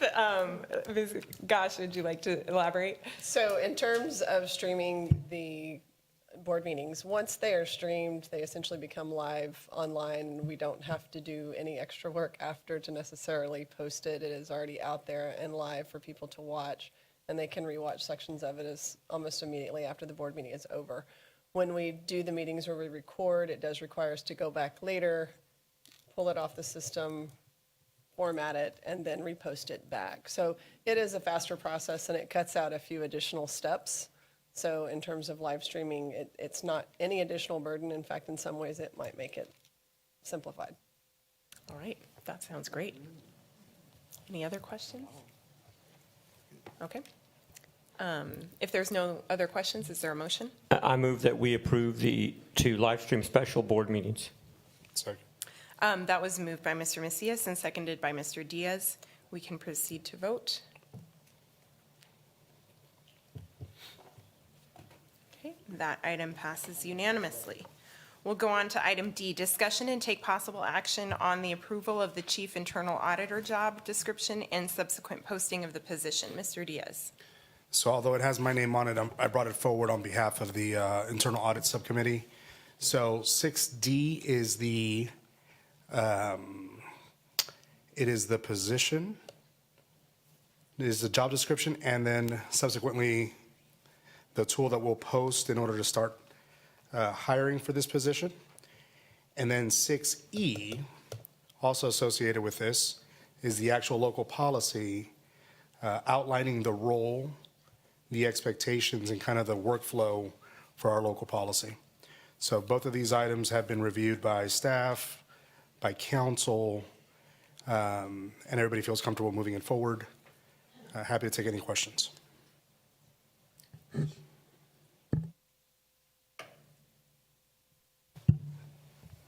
I have a statement. Under the days on the job description, it said 2:30. Everyone administratively in the district works 2:20. I just recommend that it be the same as us, 2:20.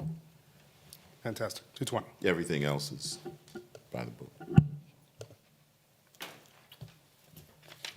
Mr. Macias?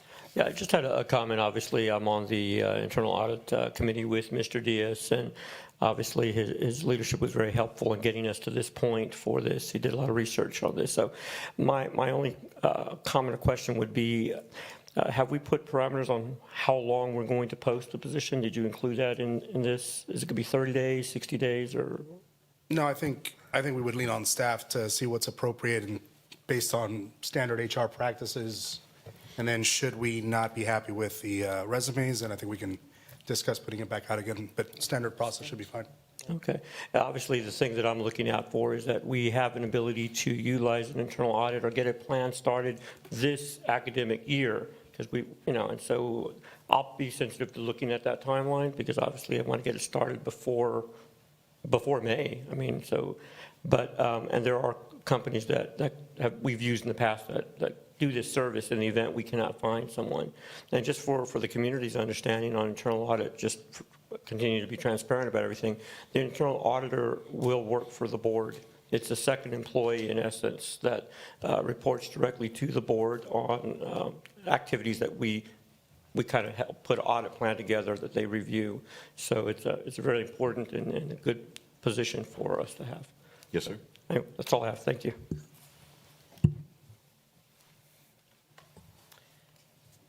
And so a question I have is, I read the job description, and like, if I was going to summarize out like the major duties, this isn't to make sure that we're following all policies and laws that need to be followed and providing transparency to the board and to the community about how funds are spent, about how processes are being followed, et cetera, correct? Yeah, at a high level, the chief internal auditor, as a standard practice, will develop an annual audit plan based on risk assessment, based on priorities of the board.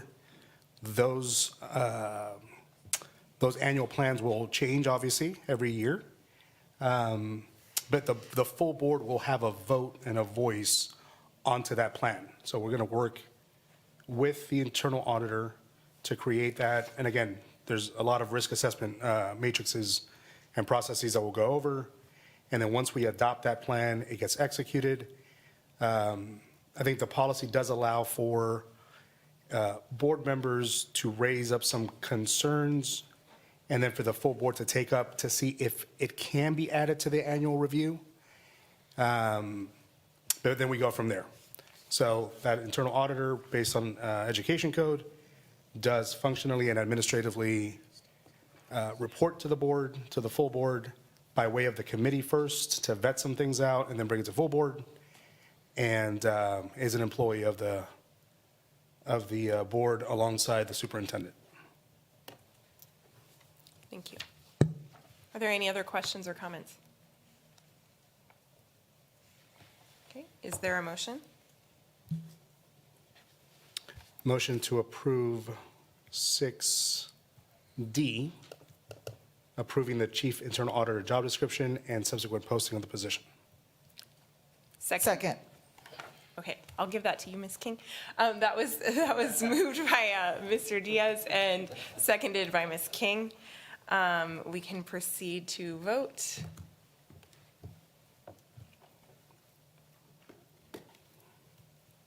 Okay, that item passes unanimously. We'll move on to item E, discussion and take possible action on the approval of the CFC local accounting audit. Mr. Diaz, this was also yours. At 6E is just the local policy, so that outlines everything needed. Of course, as we go through this process, should we find a best practice or need to alter, we'll just bring it back to the board. We'll adjust, make adjustments accordingly. There is another item that we'll probably take up at another point, which is the actual charter with the internal auditor. And that's actually when we have more of a conversation to determine some of the more specific tactical steps as to what their position will entail.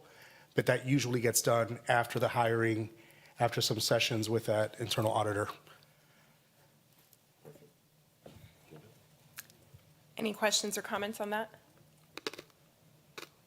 Okay, so this is just the policy to go along with the This is job the description. policy, the internal audit subcommittee looked at it, and it was synthesized from a number of different districts that had similar demographics, opportunities for growth, challenges, to ensure that it was reflective of kind of the best intersection of policies. Okay. Are there any questions or comments? Okay, is there a motion? Oh, sorry, One Mr. comment, Macias, yes. and I'll just make the motion. I just digress. This has been an ongoing saga since 2011, and for us to be this close, it really warms my heart. I've been pushing for internal audit for quite a long time, so I'm just very thankful. Thank you, Mr. Diaz, for pushing this forward. So I'll make the motion that we approve the CFC local accounting audit. Second. That was moved by Mr. Macias and seconded by Ms. Eaton. We can proceed to vote. Okay, that item passes unanimously. All right, we'll move on to item 7A, Policy Update 120, affecting local policies, first reading. Is there anything anybody wants to say about that?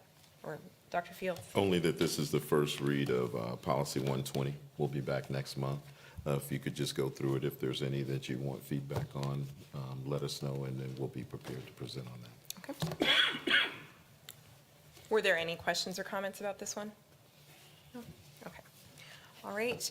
The next item was put forward by Ms. Pichelle. I think since she is not here and she would probably want to hear the discussion about this item, we'll move this to the March agenda. Okay.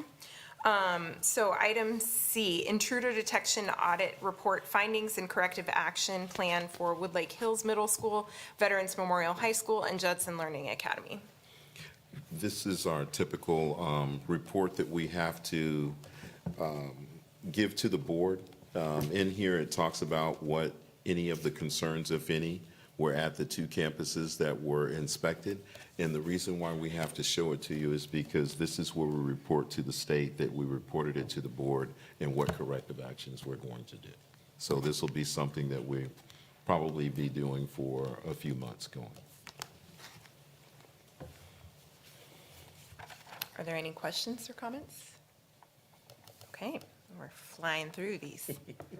All right, on to item D, discuss district career services strategies and programs. Mr. Macias, you brought this item. Yes, I'll just yield to Dr. Fields. He knows what my question is, but I thank you for your response to this. No problem, no problem. In our last board meeting, Mr. Macias brought up, in response to CCMR, the students taking the ASVAB test. And we said that we were going to have Ms. Davis and Dr. Johnson look into it. I know that we do have a screener that we use, but we also have some feedback on the ASVAB as well. So, Ms. Davis. Regarding the ASVAB test, it is not one of the criteria for CCMR, so I did want to provide that clarification. One of the things that we are doing this year is we added the ACT because it is an entry-level college exam, and we added the SAT at the 11th and the 12th grade. So that is a day of instruction that we remove. We wouldn't recommend adding the ASVAB as its own day because each day of testing that we add is a day of instruction we take away because it doesn't impact CCMR. However, I do want to clarify that we do provide that option to our 10th, 11th, and 12th grade students as they register. So any day that we do any other testing is the day that we test those students, so as not to add more additional days. I will say in the past, I think campuses or districts would use it to identify military enlistments. Judson never did that because it wasn't what we were supposed to do.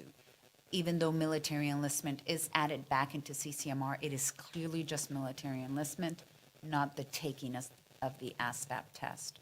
But we do have student inventories that are taken through School Links, and Dr. Paula Johnson can speak a little more about that. Good evening, board members. Yes, so School Links offers 2 assessments for all students as they transition from 8th to 9th grade, and then again, they can take it from 9th to 10th, and they can take it as many times as they want. And it is a college and career interest survey, and then the secondary assessment is for their learning styles. So it's basically one finds out where they might want to go to school, what they're interested in. The other one is how they intake that information through the learning process. And so it is given to all of our students. The assessment results are shared with the counselors, and they sit down with the students one-on-one to do their PGPs or their graduation plans, and that's how it's used. So it is very much like the ASVAB, except it is School Links. Ms. Eaton. Thank you, ma'am. Ms. Paul, I have a question. Are the parents informed of the results at that time? Yes, ma'am. The information is shared with the students and the counselors, and the counselors walk with the students with the support from parents to walk them through their plan. And I can tell you, I'm going through it very soon. Okay. I've been through Thank it twice. you. Thank you, ma'am. Mr. Macias. Thank you. Thank you both for your reply on that. And Dr. Fields, the idea, obviously, of utilizing the ASVAB possibly is because I understand it's a free examination. There is not a cost incurred with providing that exam. Is there a cost with the School Links program? Do we have a cost that we're paying to have that program?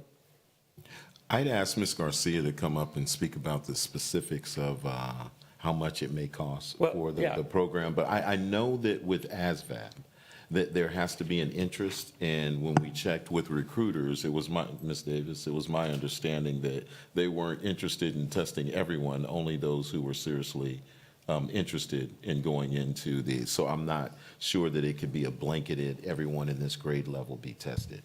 I guess before you speak, is simply trying to give some sort of guidance to students who are trying to identify with a career technology, CTE pathway. And if we have the ability to help that student understand where their strengths or weaknesses are, it should be incumbent upon us to do that. It's already late as juniors and seniors anyway for some of these CTE pathways. So that link or whatever mechanism it is. It's done at 8th grade through 9th grade, and then again on the 9th or 10th. And what they're doing is the counselors actually sit down with the student and say, hey, this is how you learn, this is what your propensities are, and these are some options that we have around the district. What would you like to say? Well, and when I reach out to my counterparts at the city and the county and the state, I will talk to them about this ASVAB barrier, if indeed that is the barrier from the military service saying we don't want to give it to everybody. Because I feel if it's out there, I mean, why not use it? It's a service to our students. But that's ultimately the goal. The goal is just really to provide some guidance for families and for students to understand where they may be interested in. So being able to offer that, since we rely heavily on CTE programming, would be really a benefit to give a student a match rather than saying, hey, I think you need to go here or there. And that's we get that match with School Links. So what they do is they come back and say, hey, this is what you have a propensity for. So you might want to focus your interest areas on these types of pathways that we offer throughout the district. So I'll learn a little bit more about School Links. So yes, there you go. Well, I just want to say that School Links they have 8 interest inventories in there. So it does focus on our 16 clusters and our endorsements and our pathways. And then it gives us a predictor to see if they should be taken an ASVAB, if they want to go the military route. So we tie them into their pathways once we know their interest. So we are preparing students in 7th, 8th grade, and they start using School Links in 7th and 8th grade. And then in 9th and in 10th, they still continue with the interest inventories because they have up until 10th grade to make a change on their pathway with their endorsements. So we look at it, Schoollinks is a college and career readiness platform that allows us to look at their interest and look at what students selected and what they want to do and align it, and it gives them options. So they have a report that students receive online, and we also print them and send them home to the parents. And we're getting ready to do all our personal graduation plans, and in March 10th through, or in March 21st, 22nd, 23rd, we'll have parent nights, and we'll bring them in and show them what their students selected and talk about the pathways before they make a final selection for the high school. So we kind of guide them in their pathways. But we combine everything. We use that. We encourage ASVAB. So I do want to say that we have opportunities, as Ms. Davis stated, for our students 10th through 12th grade to take ASVAB during the SAT day, ACT day, and we always put flyers out and encourage them to come in and take ASVAB as well too. Ms. Eaton. Hi. Hey, Ms. Eaton. How you doing? So they have an opportunity to take the test twice, right? They, the interest inventory, they take, or the ASVAB? The ASVAB. I believe so, yes, it's twice. Okay. And the reason I'm asking is because, you know, if they're taking it between like what, ninth, you said 8th, 9th grade? Or The state requires us to offer ASVAB in 10th grade and in 12th grade. Okay. But we offer it throughout the years, but the state requires us to offer it in 10th Do we and 12th. offer it earlier than that? I think that's one of the things Mr. Macias was asking You about. can't use the scores, I believe. You have to have it at a certain time frame. So they it's kind of like the SAT and ACT. They take the latest score. So the state has required for us to do it in 10th and in 12th grade. Oh, so it has to be accounted for if they take it? Yes. Okay.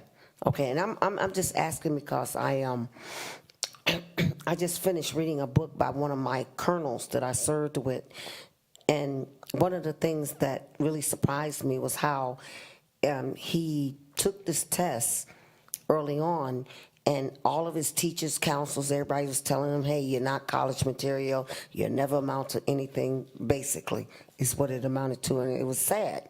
And he ended up retiring from the United States military, a lieutenant colonel, okay? Because what they were telling him he couldn't do, he could do, and he did do. And so that's why I'm asking, you know, how close are they offered the exam so that there's some definition of the direction they should go in, not just an assumption that, oh, you failed this part first, and you take it again, you know, you don't get an opportunity to take it again, so you go with that, you know. Yeah. So we have recruiters that come in often daily at our campuses to work with our college and career counselors, and they work with the ASVAB results and they talk to the students. So if you go on during lunch too, they go during lunch and they have meetings with them, but they're there daily meeting with our students in our college and career centers. So they're discussing ASVAB with them and their options. No problem. Are there any other questions or comments about this? Okay, all right. Oh, one comment I will say, Mr. Macias, I saw it on Twitter, so it might not be true, but I think it is. But that there's someone in the, I believe in the Texas legislature that filed a bill that he wants everybody to take, all students to take the ASVAB. I don't know if it will go through because there's lots of bills that get filed that don't happen, but there are other people who feel the same way as you. Wow. Thank you. Great idea. We'll see. All right, we'll go on to item 7E, update on board training, conferences, events, and board committee updates. I'll allow each person to speak. And we'll start with you, Ms. Knoyer. Thank you. We're knee-deep in the superintendent search, and so I attended, when was it? Yeah, Wednesday, yesterday. It's been a long week. The Dr. Duran conducted the survey with our student superintendent advisory committee and the employee superintendent advisory committee, and I was there as a fly on the wall in both of those meetings, and I just want to highlight how amazing our students are. The responses they gave were totally on target. They spoke their heart, and they really gave a good view into what they need, which is why we're here. So it was a feel-good moment, and I just wanted to share that. I'm also planning to attend the training in Galveston, and looking forward to that because for those who don't know, there's a board training event that's available for us. And this one highlights student voices, which is always important to me, to be able to hear student needs, what they want, because that's who we're working here for. Thank you. Ms. King? Yes, I was able to attend the Systems of Great Schools Learning Lab. Yes. Forgot. So that was Wednesday, February 8th. So me and several board members and district staff was able to attend that learning lab at Perales Elementary, which is an elementary school in Edgewood ISD. And we were able to tour and observe the school, their ACE model. And it was just impressive, the turnaround of this school from F to, I think it was a B. So very impressive to be able to view that. And then also there was the board innovative committee meeting this week on February 13th. And we were able to discuss what we saw at the Learning Lab. And also it was great to hear from principals here in the school district at their innovative schools in regards to their progress. And so that was really great. Thank you, principals, for coming out and giving us updates. And so it was great hearing that. And then tonight, being able to see the data tonight. So that was very great. Thank you. Ms. Eaton? Thank you, Ms. Rodriguez. Tomorrow, the 17th, I'll be attending the Jeff Gala. They're also at Pashal Elementary. They're having their Scholastic Book Fair. On Saturday, I'll be attending the Veterans Memorial High School Military Ball. And on Monday, I will be here at the ERC for at 10 a.m. for focus group for the superintendent search. And at 6:30 in the evening, I'll be at Kitty Hawk also for focus group dealing with the searching for a superintendent. And Tuesday, we have the drawing for position on the ballot, the 21st. So be here. And on Wednesday, the 22nd, Wagner High School Teacher of the Year program. That's it. Thank you. Mr. Diaz? I'm taking a couple of the focus group sessions next week, and then we're going to be having a audit subcommittee meeting in the next few weeks once we decide how the HR item is going. That's it. Thank you. And Mr. Macias? Yes, I had a great conference in DC, and I will tell you that the focus of that was all about teacher retention. We had enormous dialogue in regards to the importance of keeping teachers, experienced teachers, in districts. So a lot of discussion about what those things that motivate teachers to stay and innovative ways in which to provide support to them that are outside of the compensation salary. And so there's a lot of effort behind getting that together. So very pleased. We actually also had a conversation about vouchers, and obviously there's some concerns about vouchers because no accountability comes with it. So we're looking at obviously trying to appropriate funds where there's built-in accountability if it's going to be there. But obviously Texas is a very red state, and there's a lot of support at the legislature. So we'll probably be heading up to Austin next to discuss these things. But I think the overarching thing is that the board leadership across Texas understands the importance of teacher retention. So it is a very hot priority right now. Anyway, that's all. That was my trip. Thank you. I also attended the System of Great Schools visit with Ms. Knoyer, Ms. Pichel, and Ms. King, and visited Perales Elementary and Edgewood ISD. Also attended the Innovation Committee on Monday. I think it was the end of January, I went to the JSTEM Parent Information Night for prospective parents and went with my family. And then I will be attending the Jeff Gala tomorrow as well. I think all of us are. And then I will be attending to the community meetings that will be happening as part of our superintendent search. And I'll also use this opportunity to shout out the communications team with Dr. Taganot and her team. not only are they going above and beyond with all of this, but that is being recognized by our search firm. They've told me a couple of times that you've just been outstanding to work with, and just wanted to say that publicly for you and your team. Yep. All right. Can I add one more, one more thing Sure. I forgot Yeah. to add? So I also attended the Judson and Wagner girls playoff games this past week. They both won and are moving on, and one game's tonight, one game's tomorrow, and we're here and at the gala, so I don't get to see those. But the Wagner boys and the Veterans Memorial boys both play on Tuesday night, and depending on if I have to draw for a place on the ballot, I may be a little late to that game, but I intend to go to both. They're back-to-back up at Canyon Lake High School, so shout out to all of them. All right, the board will now adjourn into closed session pursuant to the following sections of the Texas Open Meetings Act. Item A, pursuant to Texas Government Code Section 551.074, discussing personnel, the personnel report, and updates including new hires, resignations, and administrative appointments, Director of Human Resources. Item B, pursuant to Texas Government Code Section 551.076, discussion regarding intruder detection security audit and security devices. And item C, pursuant to Texas Government Code 551.071, attorney consultation regarding personnel. The time is now 8:21, and we will now convene into closed session.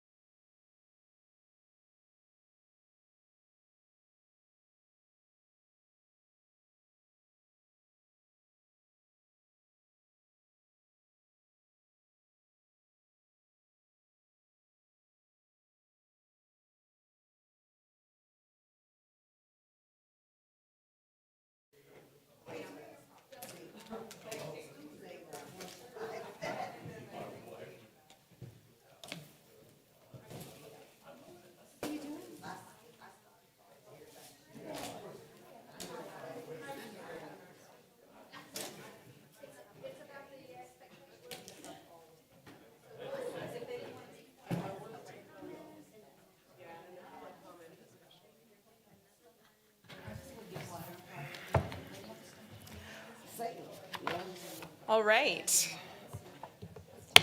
The board will now reconvene in open session. The time is 9:12. No final action, decision, or vote was taken while the board was in closed session. So we'll move on to item 9A, consider and take possible action regarding the personnel report and updates, including new hires, resignations, and administrative appointments. In particular, the Director of Human Resources. Is there a motion? I move we approve the personnel report as presented. Second. That has been moved and seconded, and we will proceed to vote.